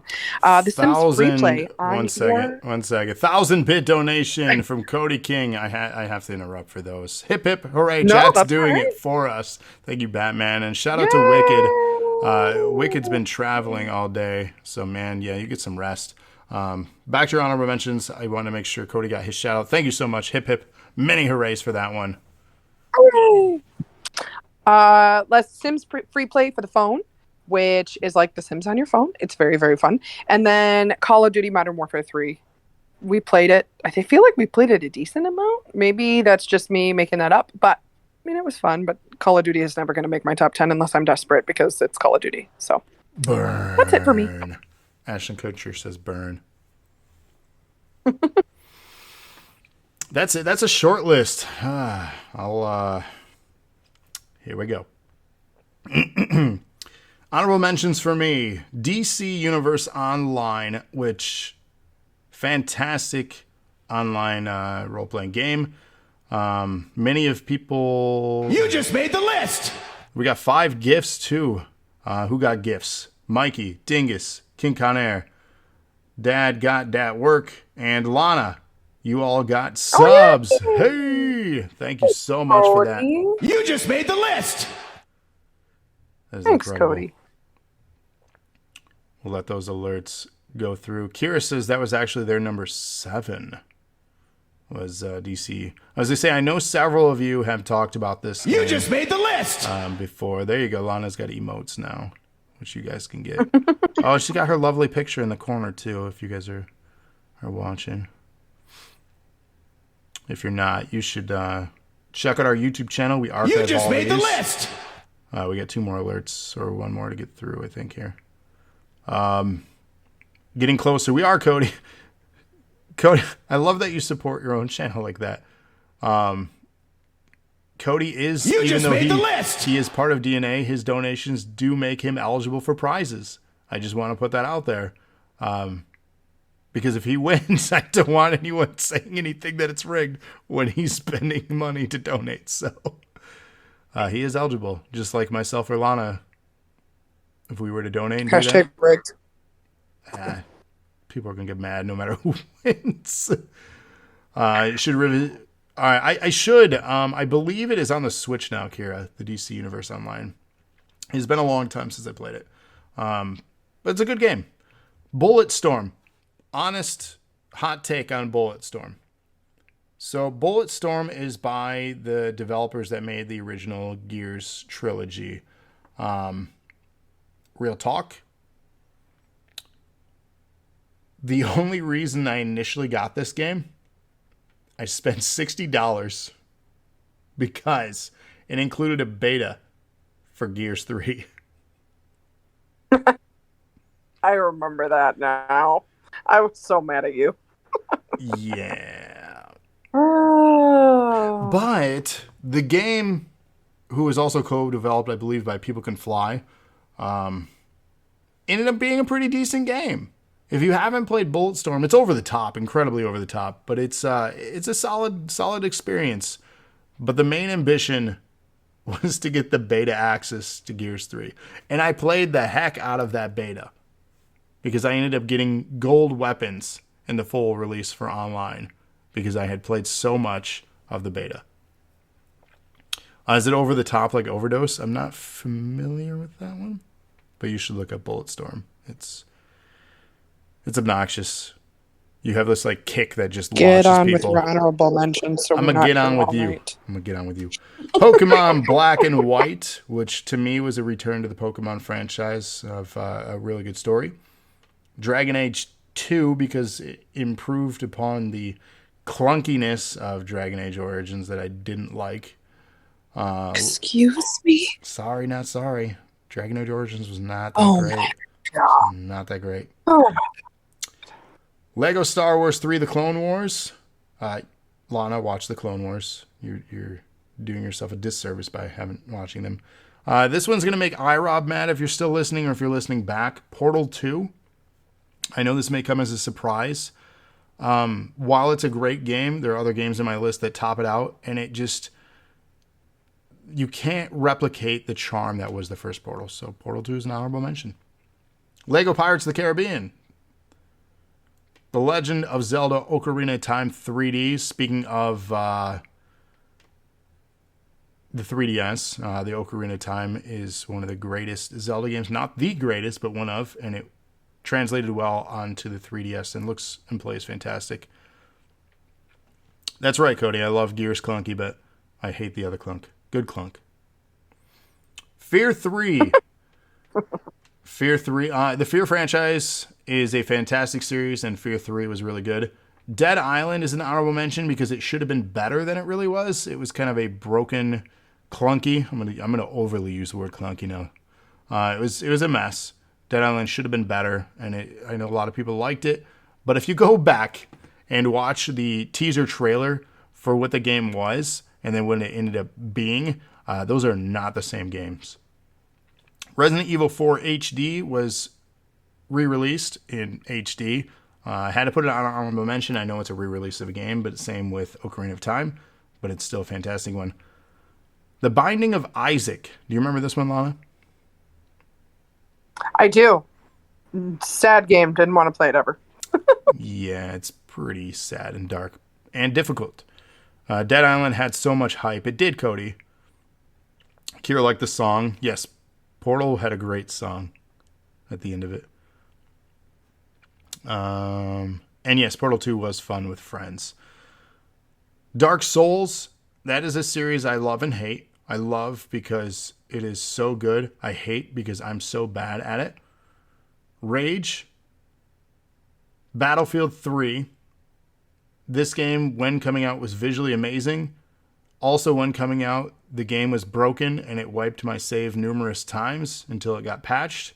So that means it makes an honorable mention and it doesn't rank in my top 10 because I could never get through it because of that. I had moved on to other things.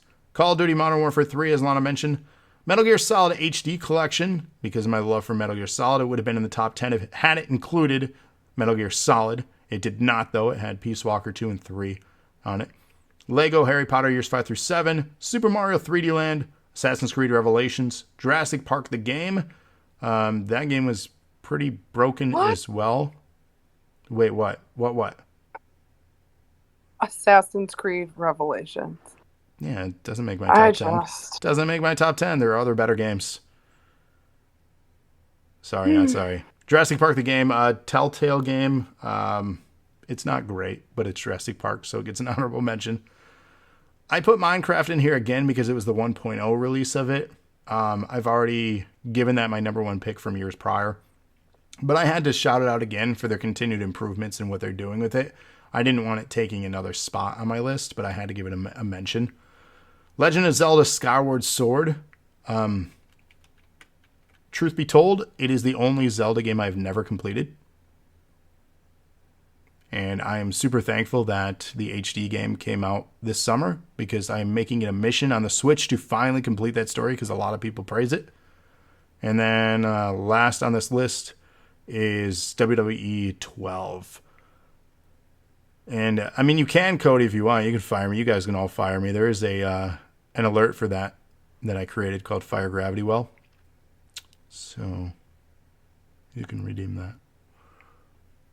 It hasn't gone through yet, though, for whatever reason. They haven't taken me away.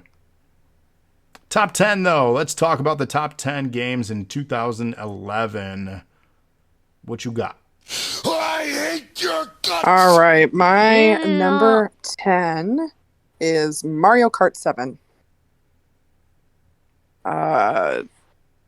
It was for the 3DS, I believe. Correct. And it was, I mean, it's a Mario Kart game, but I love Mario Kart, and it was a blast to play. So it makes my top 10. That's really it. Shout out to the NOW podcast. If you guys want to participate in something right now, while we're giving a shout out, Trevor posted a prediction thing if you want to earn some channel points.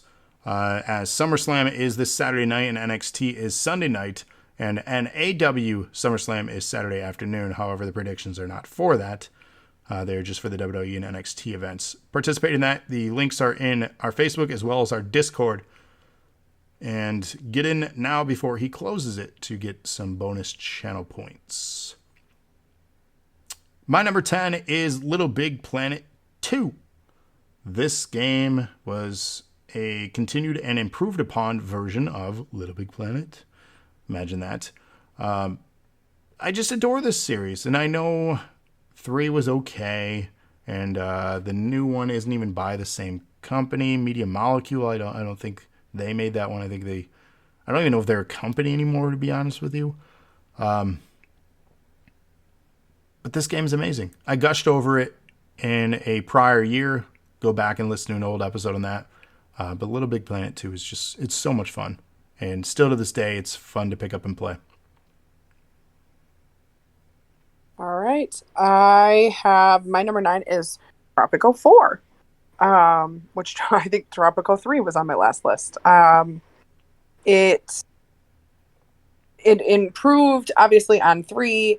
There's the consequences of the previous game, and it's just a fun SimCity type game. Again, it was really fun. They really this game, if I remember correctly, it really focused on like the different groups of people that live on the island. So they introduced the nationalists in the last one, and there were other groups of people that you had to keep happy in the last one. But this one really separated those groups out and gave them their own traits and things like that. So it was like you had to balance it better, updated missions, things like that. Super fun game.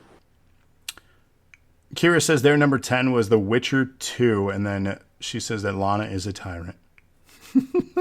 It's true. Yeah. I'm addicted. So I do want to point something out that I'm looking at my list here. 9 out of 10. Are you going to point out your number 9 game? He tried to get me. That was loud, though. Go ahead, he tried to get me with the screen. That was. Say that again. I was teasing you. Go ahead and say what you're going to say. I didn't hear you because I screamed in my ear. I said, are you going to point out what your number 9 game is? I am, but I want to say 9 out of my 10 picks are sequels. Oh, that's funny. That's weird. My number 9 though is Saints Row the Third, which to me is the last good Saints Row game. The other ones were fine, but this to me was the peak of the franchise. Cody loves screams in his ear. Good God. But yeah, Saints Row the Third, it was just fun. I loved upgrading, things, and it's just that world is fun. iRob mentioned it. He loves that series better than the GTA series. And with Saints Row the Third, like I said, they reached their best, and they haven't gone back, which is why we got a remastered version of Saints Row the Third. And honestly, it's still fun to play today. All right. My number 8 is LA Noire. I don't even know how much of this game I played versus how much of it I watched you play, but I was absolutely fascinated by this game. Just the getting to be a detective, driving around in an old clunky car. No, I'm saying clunky. The driving mechanics were atrocious because the driving of those old cars is atrocious. And like the interrogations that you could do, it was like little mini games of Clue every time you interrogated somebody, figuring out what was the lie and what was the truth and how to solve the mysteries. And it was a fun game. And even if I only watched it, I think I started it, but I don't know how far I got, but it was really, really fun to watch you play. Yeah, it is a great game. The interrogations, especially when they have the shifty eyes, and they have certain mannerisms that you have to look for after obtaining the clues, and then investigating the crime scenes from each unique mission strand, and it's really good, and the mocap in it really stood out. Cody says LA Noire should have been higher on the list. Kira says LA Noire is such an amazing game with investigation, the story, the world felt alive. It was so good. It really was, which is also why it's my number 8. Oh, look at that. That's twice now. It is. Fantastic game. I can't give it enough praise.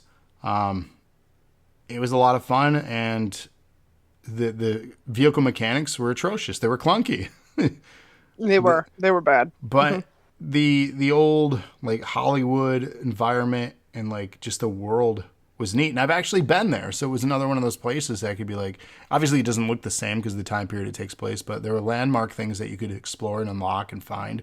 And just, I love period piece games like that. I love historical things. So that appealed to me. I found it interesting and fun.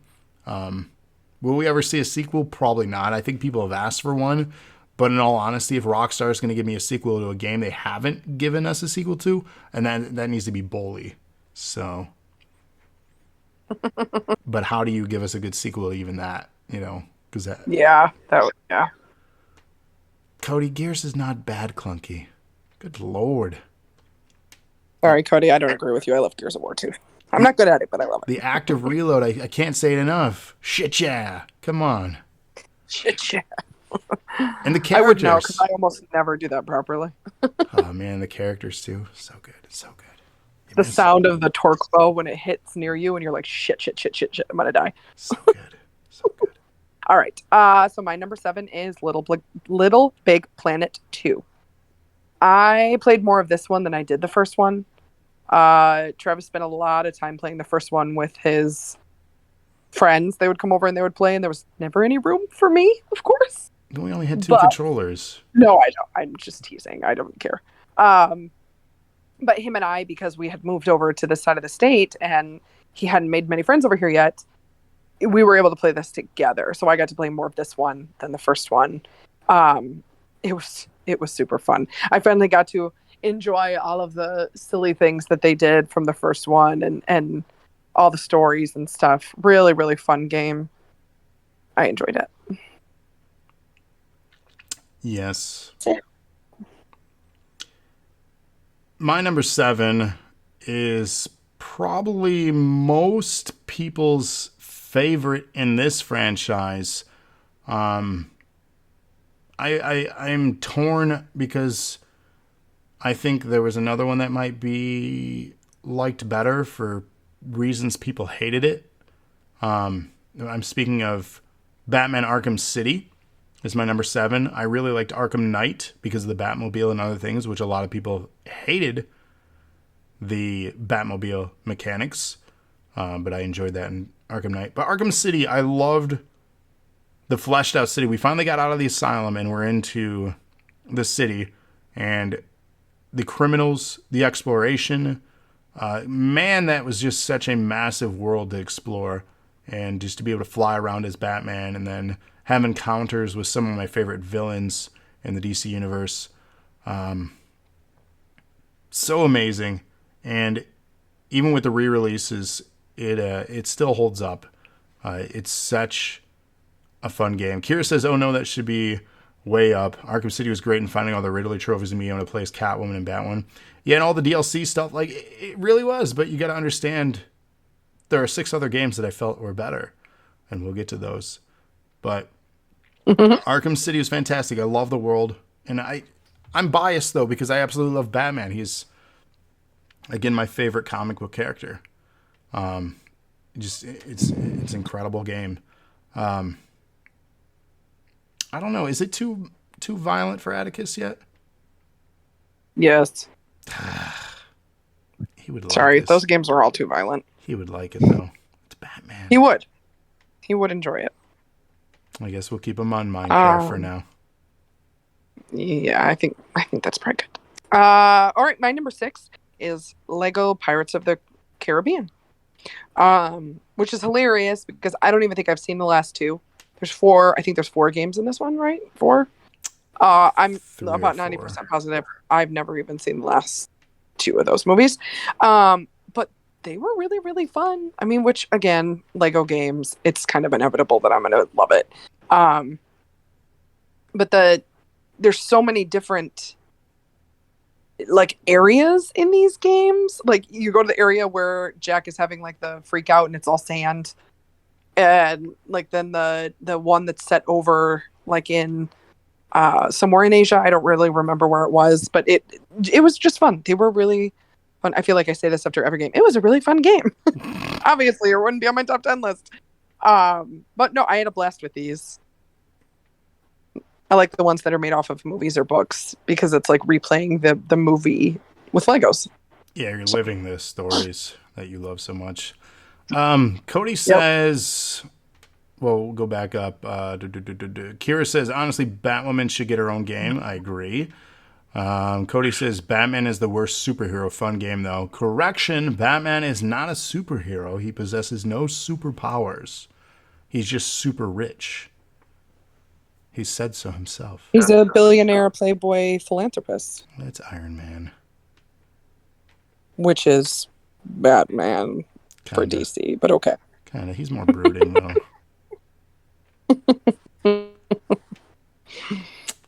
I don't know. Jeez. Iron Man kind of becomes a whiny little bit sometimes too. So I mean, you know his story. He had a hard time, too. yeah. Okay? Anyway, what's your number 6? Where did you learn that name? Anyways, Kira says to Batman, which Batgirl there, Betty Kane or Barbara Gordon? Cody says he's the only superhero to get his ass beat by a skinny dude in a question marks. He's not a superhero. Stop it. Batman says Barbara Gordon for me, who became Oracle, who was a fascinating character too, especially in the Arkham games. Cody says Iron Man is way better. I feel like we've had this podcast already. Didn't we have MCU versus DCEU? We did this.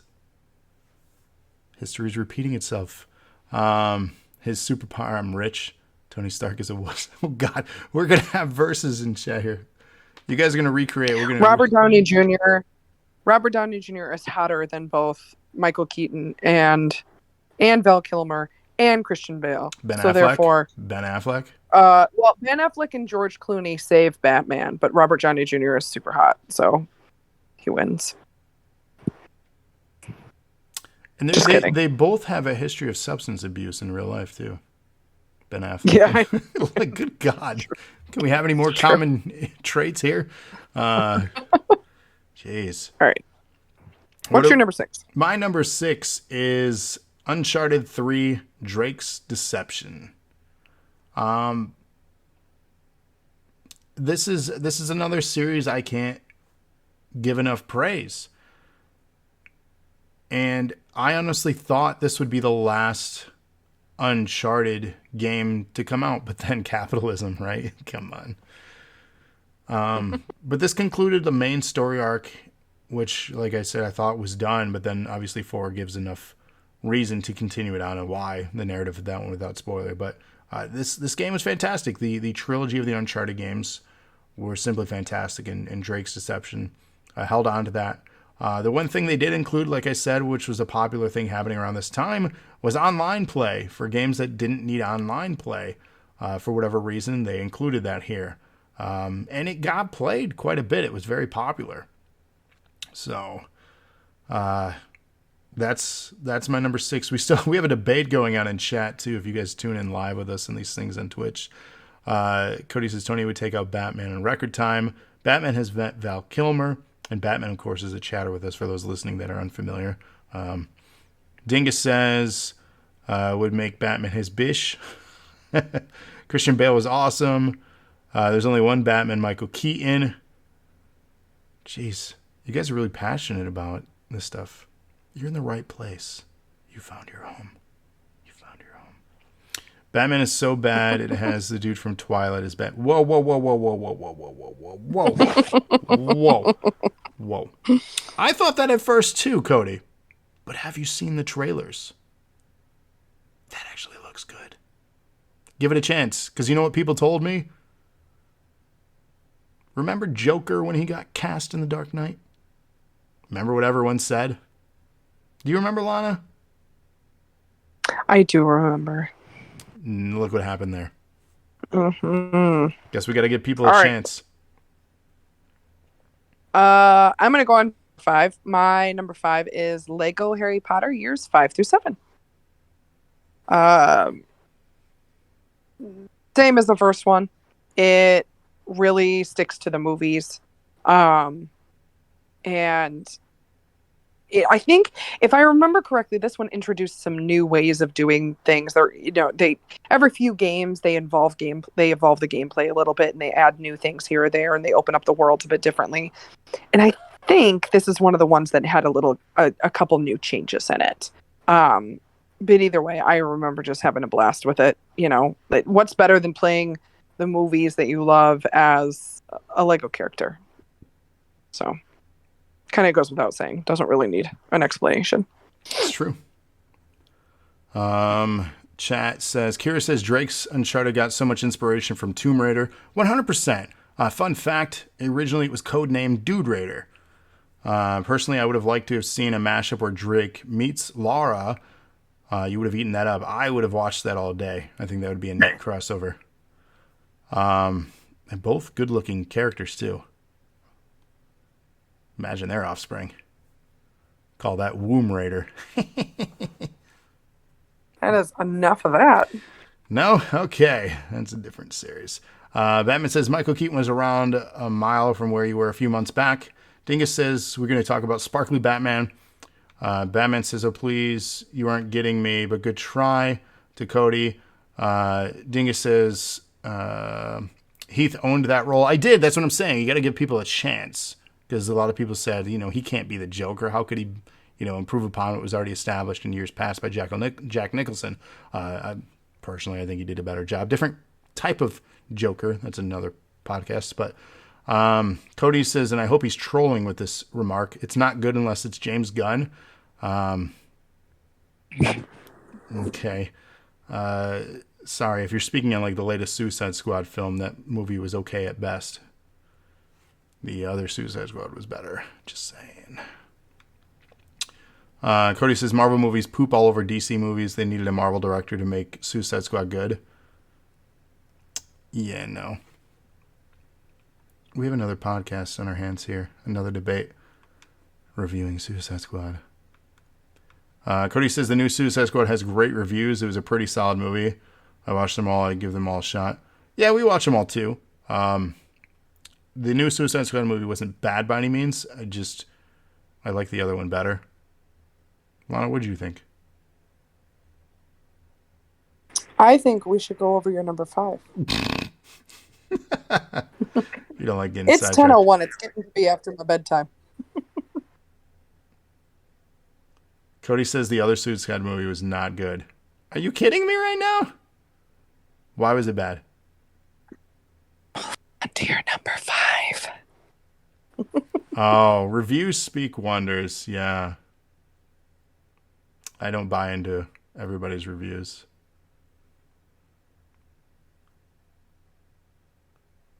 Sorry.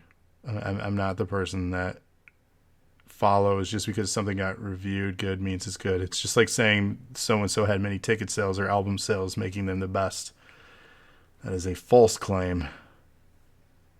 It just means they convinced you Travis. to give them money. Hey, Travis. Hey. Hi. What was your number 5? Was it because if it wasn't Suicide Squad, we can move on. Mm-hmm. Why do you do what you do? Why are you the way that you are? Oh, why is that? Are you sitting down? Can we sit down? Your number 5 was? Kira says no bedtime for you. Dingus says, for real though, who read the Scary Stories books and then seen the movie? That movie was fun, but it wasn't a good movie. Birds of Prey was better than Suicide Squad. Yeah, Birds of Prey was a fantastic movie. Anyways, number 5, right? Did we lose Lana? Did Yes. she leave us? She got sick of us. I'm about there. Let's go. Number 5. Damn. You knew this was going to be long. It's only long because you just talked about Suicide Squad for 15 minutes. Well, because that's what chat's talking about. That's what Number they- 5. That's what they do. Number 5, Infamous 2. Do you remember this one? I do. Mm-hmm. So Infamous 2 appeals to me because it's an open world superhero type game where you can have a paragon system of being good or evil based on the things that you do. And the narrative slightly changes based on those things. Absolutely loved the world that this was set in. Had a lot of fun with the Infamous franchise. It'd be one that I'd love to see them return to once again in the future. Super fun game. And it's incredible to think that this was 10 years ago now.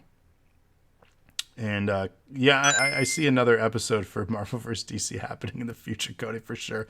100-bit donation from iRob. Hip, hip, hooray. Thank you for that. Basically, the good versus evil game, a piece where he played as a god. Oh, I remember that. What was that called? But yeah, Infamous 2, fantastic game. Honestly recommend it. If you want to really play a good Infamous game, though, play Second Son. That is a fantastic one. But yeah, that is my number 5. All right. My number 4 is Super Mario 3D Land. I believe this is for the 3DS also. Correct. Yep, it was a fun game. I don't think we were quite to where you could play as a cat yet, but I think it gave you the Tanuki suit back. It brought that back, and I feel like there was something else that I'm forgetting. I didn't make a note about it on here, but it was because there was one that came out for like the Wii or the Wii U right about this time too. You have It's very 3D similar to World, that, but which was the Wii U. yeah, Yep. 3D. There was 3D World and 3D Land. Land is for the 3DS.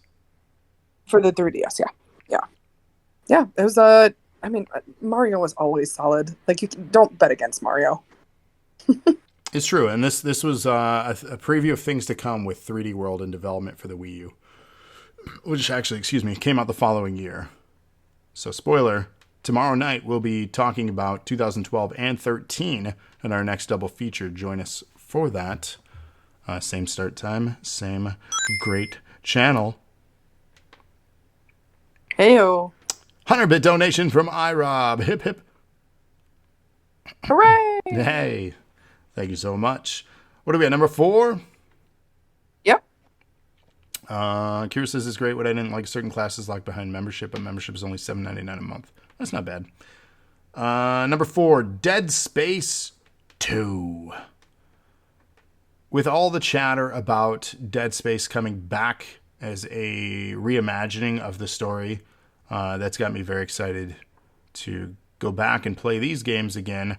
Most notably Dead Space 2, because they really upped the ante on the scares and the darkness. I believe this is the one where you even explore the daycare area of the facility. And they have like little alien demon thing. Like, do you remember that? Jeez. I think so. These games scared me. I did not like watching you play them. These games are fantastic. Love the series. 3 was, but 1 and 2 is fantastic. It's a weird echo. But yeah, that was my number 4. All right, my number 3. This is another list where my top 3 were very, very difficult. I struggled. But my number 3 is Dragon Age 2. I said this before. I said this in the 2010 one. The Dragon Age series is an amazing, amazing series. And this middle game, it's kind of like Mass Effect 2. It improved upon the first one. It added to the story. There were new things that they introduced, new characters that they introduced, but it still felt like that world, that immersive world that you were in. I loved Dragon Age. I spent so many hours. I put so many hours into these games, trying to make the right relationships and romancing and all of the things that you could do.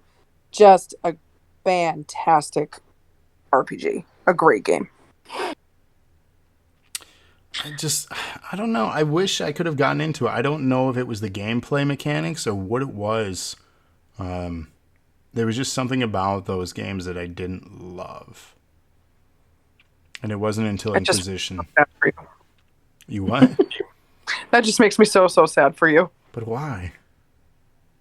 Because they're such good games. But to be fair, you're not into fantasy. Fantasy is not your thing. You're into like space and like reality and post-apocalyptic stuff, which is why you love games like Dead Space and Mass Effect, because they're set in a world that you enjoy, and fantasy has never been your thing. So it makes sense that you would love Fallout but not like Dragon Age. Whereas for me, I like Dragon Age but don't love Fallout, because they're very similar games, but they're just set in worlds that don't appeal to us. Well, let me ask you this then. Why is my number 3 The Elder Scrolls V Skyrim? That has never made sense to me why you love the Elder Scrolls game so much. It is the only fantasy-based game that you really love. All of the other series that you love are set. Like, even Assassin's Creed, you did not get into Assassin's Creed the same way that I did. Which, that's not fantasy, that's historical. But, like, and I feel like, I feel like that those games, the Elder Scrolls games, are more historical than fantasy. I mean, they're definitely fantasy. There's a freaking dragon in it, but like, I don't know. I don't know. You do not get into fantasy games the same way that I do. Kira says, what's not to love about Elder Scrolls? Correct. Dingus has never played them. You really should. The thing about Skyrim and the thing about the Elder Scrolls and the reason that I enjoy Fallout is the game mechanics.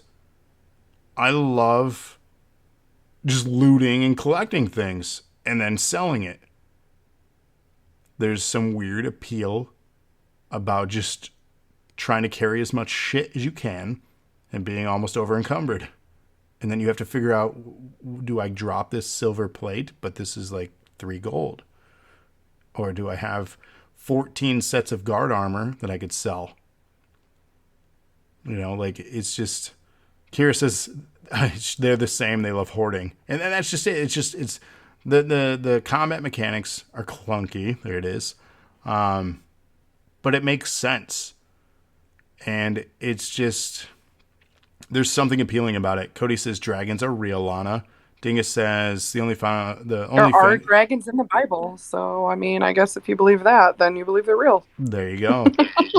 Dingus says only fantasy style game you played is Diablo 3. Great choice. And Final Fantasy 15. That is a good choice. Good choice for Final Fantasy 15. But yeah, the Skyrim game, I got sucked into this world. I was really into Oblivion as well. And when Skyrim came out, there was such hype for this game. It came out on 11/11/11. Come on. You'll never forget that. How perfect. That's Veterans Day. It was Skyrim Day. We're almost 10 years. November 11th is Veterans Day. October? November. Oh, I was like, wait, what? November 11. 11/11 is Veterans Day. Kira says when Fallout 4 released, it gave us base building and settlements. Hoarding became real. It sure did. And It sure did. let me tell you, when we get to that year, we'll be talking about some Fallout 4. For sure. Rob, you just started playing Skyrim for the first time? Man. I'm pretty sure Travis has that game 70 different times. So you should have just borrowed one of his 300 copies of it. You know, I think that was actually discussed on the last podcast because I had highly recommended it to him. Then we had spoken that it was on Game Pass because I do have it. I had it on the 360. Then I had it on the Xbox One. I have it on the Switch. I have it on the PS4. I think that's it. That's probably not it. I think that's it. Trying to think of what else. Yes, it was free on Game Pass. And spoiler here, there is a way to level up in the beginning of the game. There's an escort mission while you're escaping from the dragon, where you can level up your one-handed, your sneak, and a couple other abilities, and it'll make the game do this for like a good 2 hours. I know it's not the most exciting of things, but it'll make the remaining part of the game so much easier. 200-bit donation, hip hip hooray! Thank you for that, iRob. How many copies, Batman? I think that was like 4. I have 4 copies of Skyrim. Yeah, I know. It's a problem. But that'll make playing the game later on, especially when you encounter enemies that you probably shouldn't be encountering yet, much easier. And then make sure you head to learn how to be a mage first. Do have to say that I'm shocked that this is your number 3. Why? Because of how obsessed you were with this game. What do you think it should be higher then? Yeah. Interesting. I'm curious what you think my other ones are then. Kira says, what I love about Elder Scrolls, I could make an overpowered fork because, thank you, Bethesda, enchantments were so busted I could have 50,000 damage fork. Yeah, the buying a house in the game was a cool DLC update. Finding like a wedding ring, joining the different guilds. I 100% of this game. I literally, there was nothing more that I could do other than like the repeating mission loops that just existed after. I canvassed the map to unlock every place so I could fast travel. And it is a game that taught me that you should always have on autosave, but also remind yourself before you Oh my gosh. counter things to save manually, because autosave doesn't always work, or you don't remember when it autosaved last. This particular specific game taught me that in a very difficult fashion. So, save often. And Curious is like, I get 76 is better, but depending on how they release the new Elder Scrolls, I'm afraid. If you want online games, Lana plays Elder Scrolls Online. Everything I've heard is that's a better experience than 76. Obviously, two different experiences, but from my understanding, it's a better experience. All right. But yes, sorry. My number 2. No, you're fine. My number 2, Assassin's Creed Revelations. It finishes Ezio's story. It's the third in his trilogy, obviously. It actually brings the Ezio and Altair stories together and kind of shows how the histories can merge and are intertwined with each other. Basically, in the game, Desmond is stuck in a coma after the events of the second game, and he's trapped in the Animus this time. So there's very little getting out and wandering around outside of the Animus like there was in the previous one. But he is in a coma, and he is trapped in the Animus. But he is finishing Ezio's story, kind of replaying some of Altair's stories, how those stories merge together to finalize this part with the people who came before, and the outcomes of Lucy being killed and,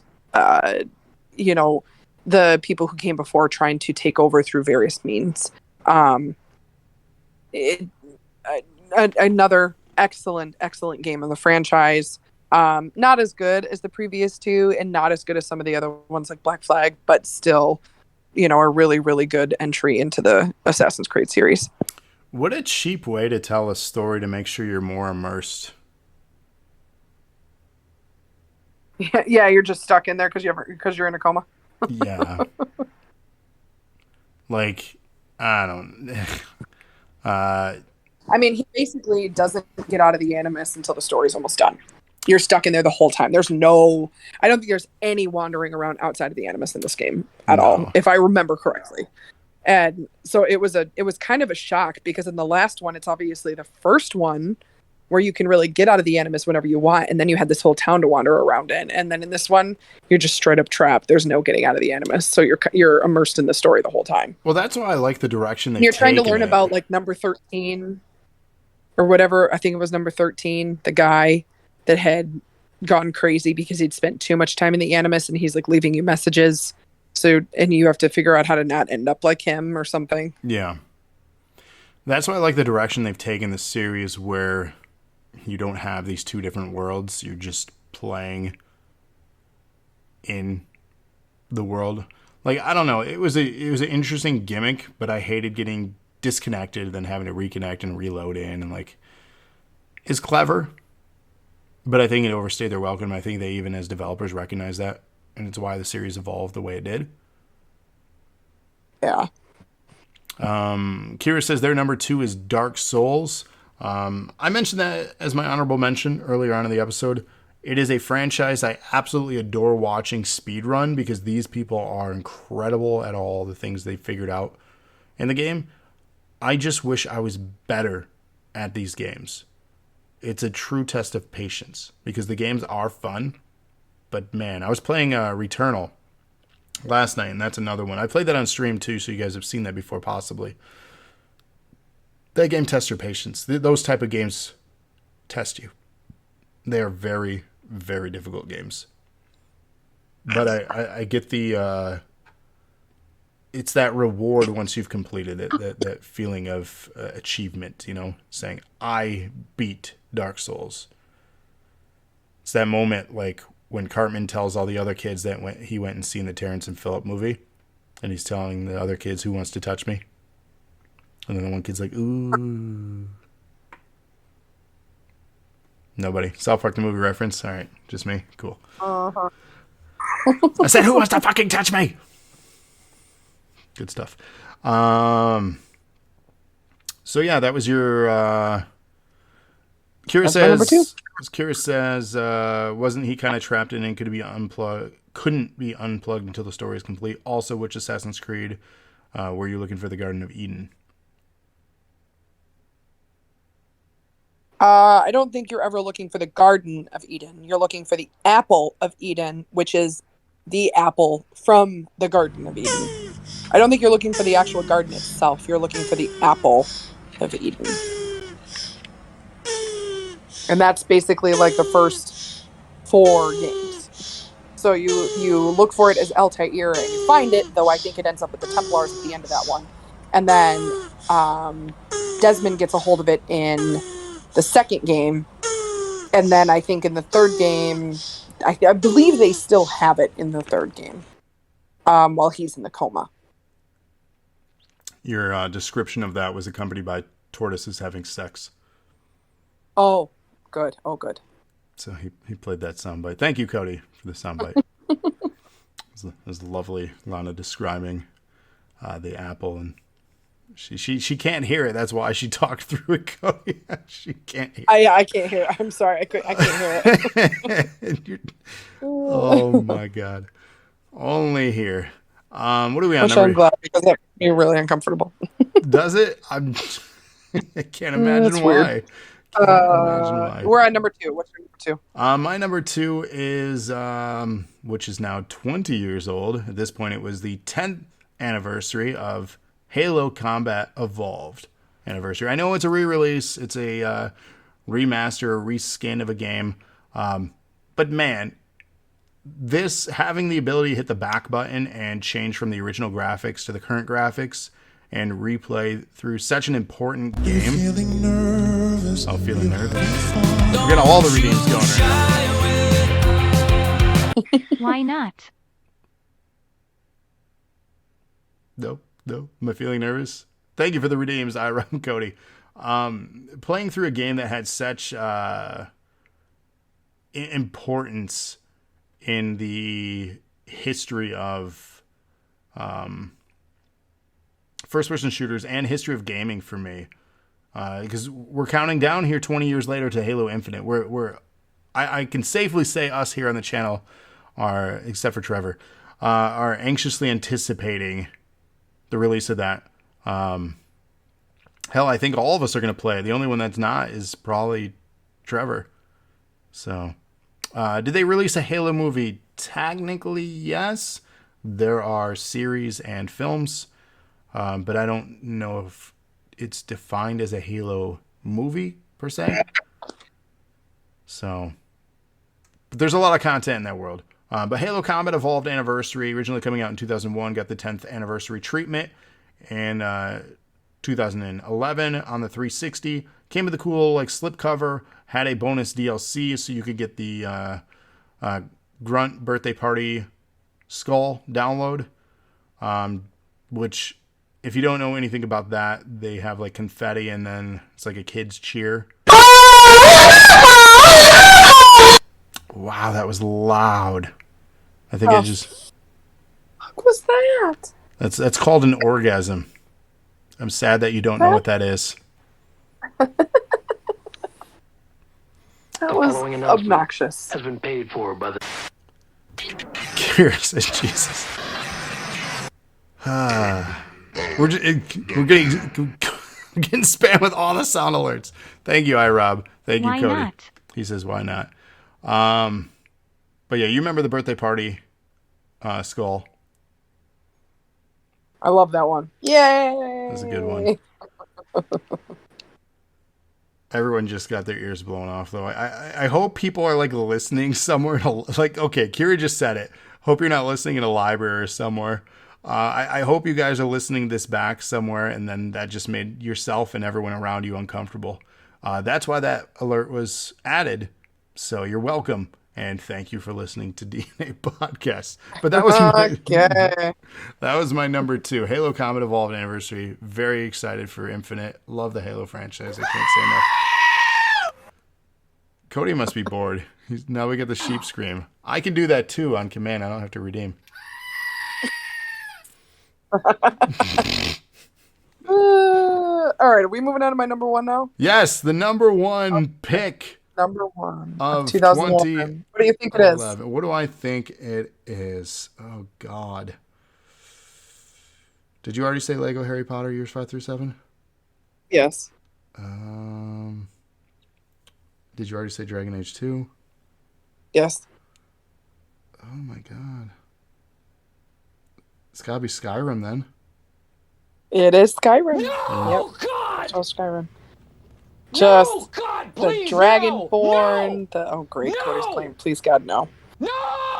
Is it over yet? It's over, but why are you saying no about her pick? The being able to like yell, that was fun. Having a The house, shouts. being able to like build a house and like furnish it with things that you either built or found or whatever. Getting married and having a child or adopting a child, I guess, is really the key word there. Just there was so much to do in this game. And you could race through the game and you could spend hours doing the side missions. Just an all-around fantastic game. Definitely worth a play and then a replay. I loved Skyrim. Not as good as much as I loved Oblivion, but I loved Skyrim. It was a great game.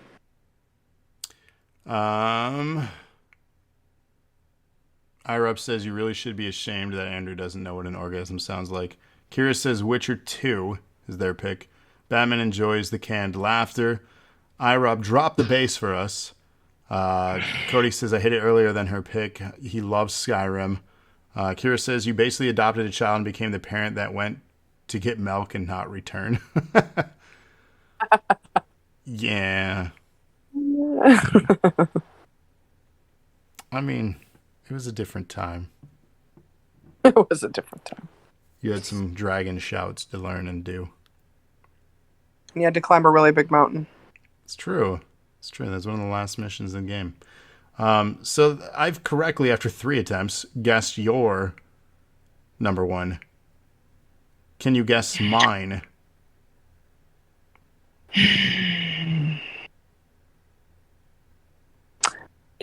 I'm going to assume it's one of the games that I skipped over or had never played.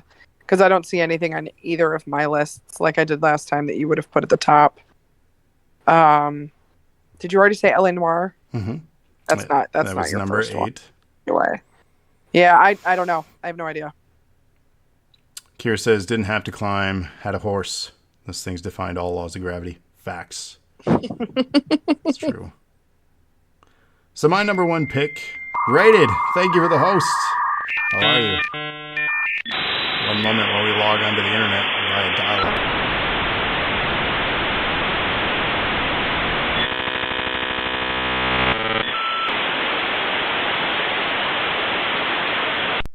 Did we lose you? No, we're back. We dialed up. Welcome. Okay. You've got number one pick.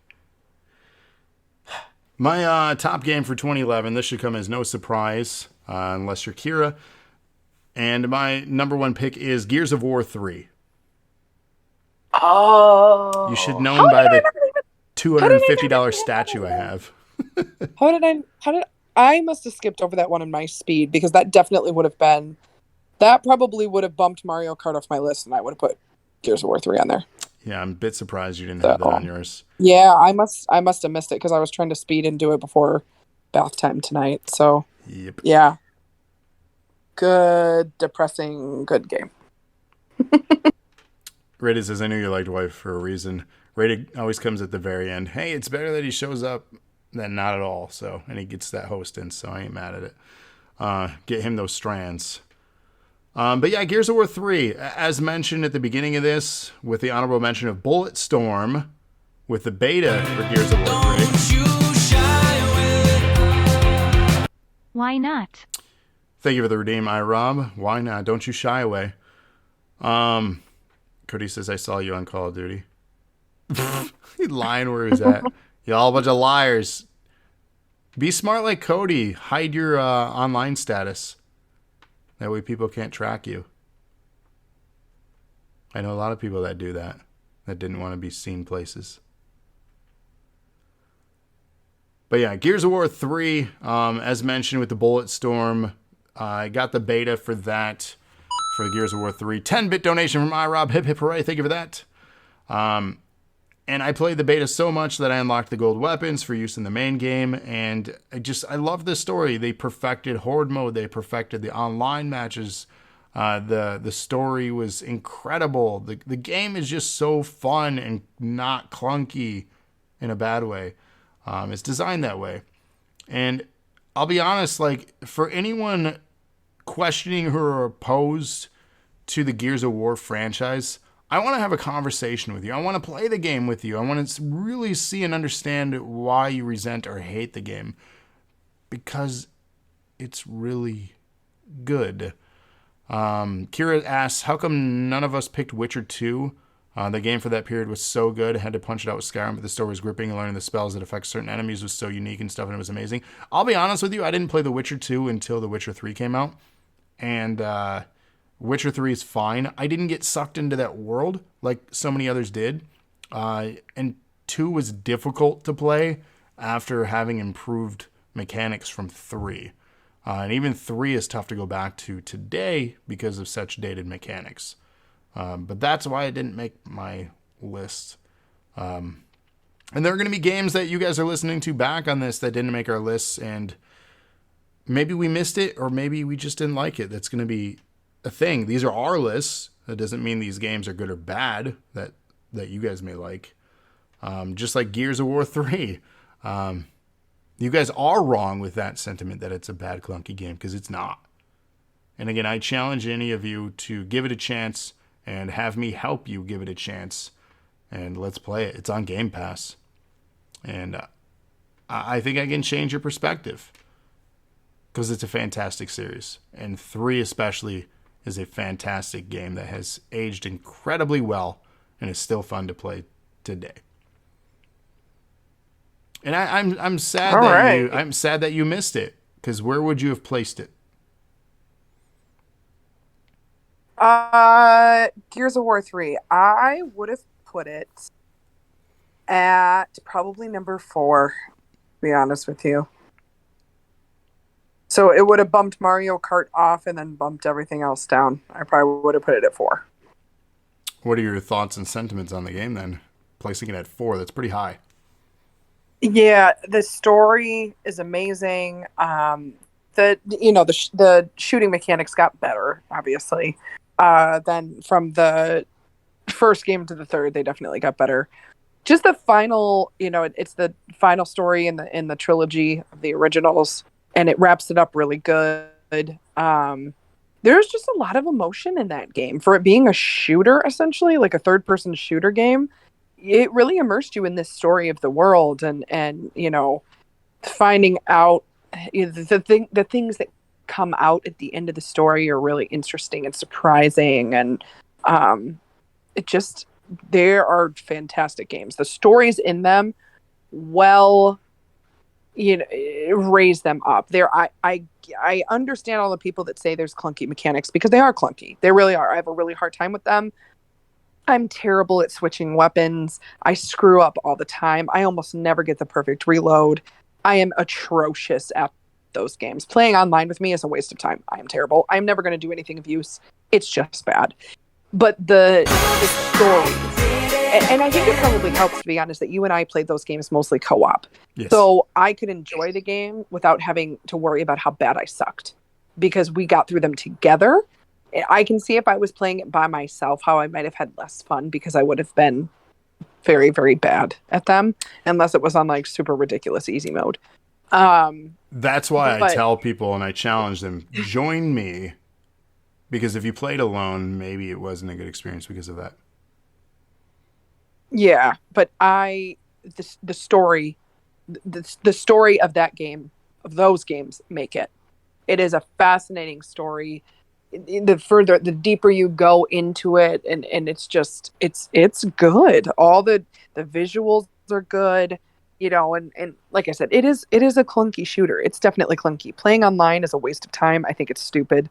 A lot of people love it. Horde mode, whatever. So good. I don't I enjoy it for like an hour and then I'm done because I'm not very good. But the story itself is definitely worth playing. It is.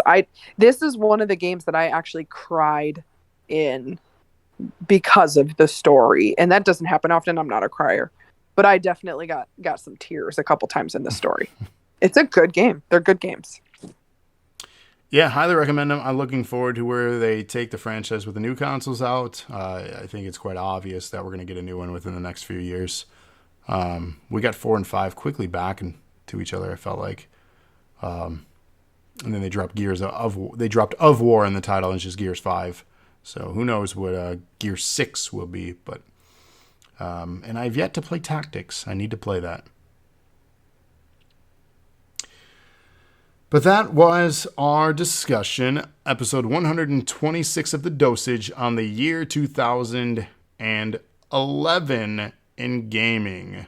For the rest of this week, here are the things to come on the channel. Tomorrow night, we're going to be talking about the year 2012 and 2013 back-to-back like we did here tonight in gaming. So join us for another round of podcasts tomorrow night, just like tonight's. Thursday is NAW at 8 o'clock, but before that, we have a special episode of NPC. So starting before that, that'll be exclusive on our YouTube channel. If you haven't joined us there, please do get those alerts. Again, NPC, and then live 8 o'clock right here, Eastern Daylight Time for NAW as we count down to Saturday. Saturday afternoon is SummerSlam. So join us that afternoon for our 400th episode spectacular. This Friday, our final Friday, FanFest Friday, concludes. So join us that morning. Get a bunch of strands and channel points. That'll be happening Friday. NOW podcast, I'm assuming, is going to be returning next week sometime. To be determined. I don't know what their schedule looks like for next week. But turn on alerts for that. They're going to be breaking down a lot of things that have been happening in the world of wrestling, as well as this weekend's events.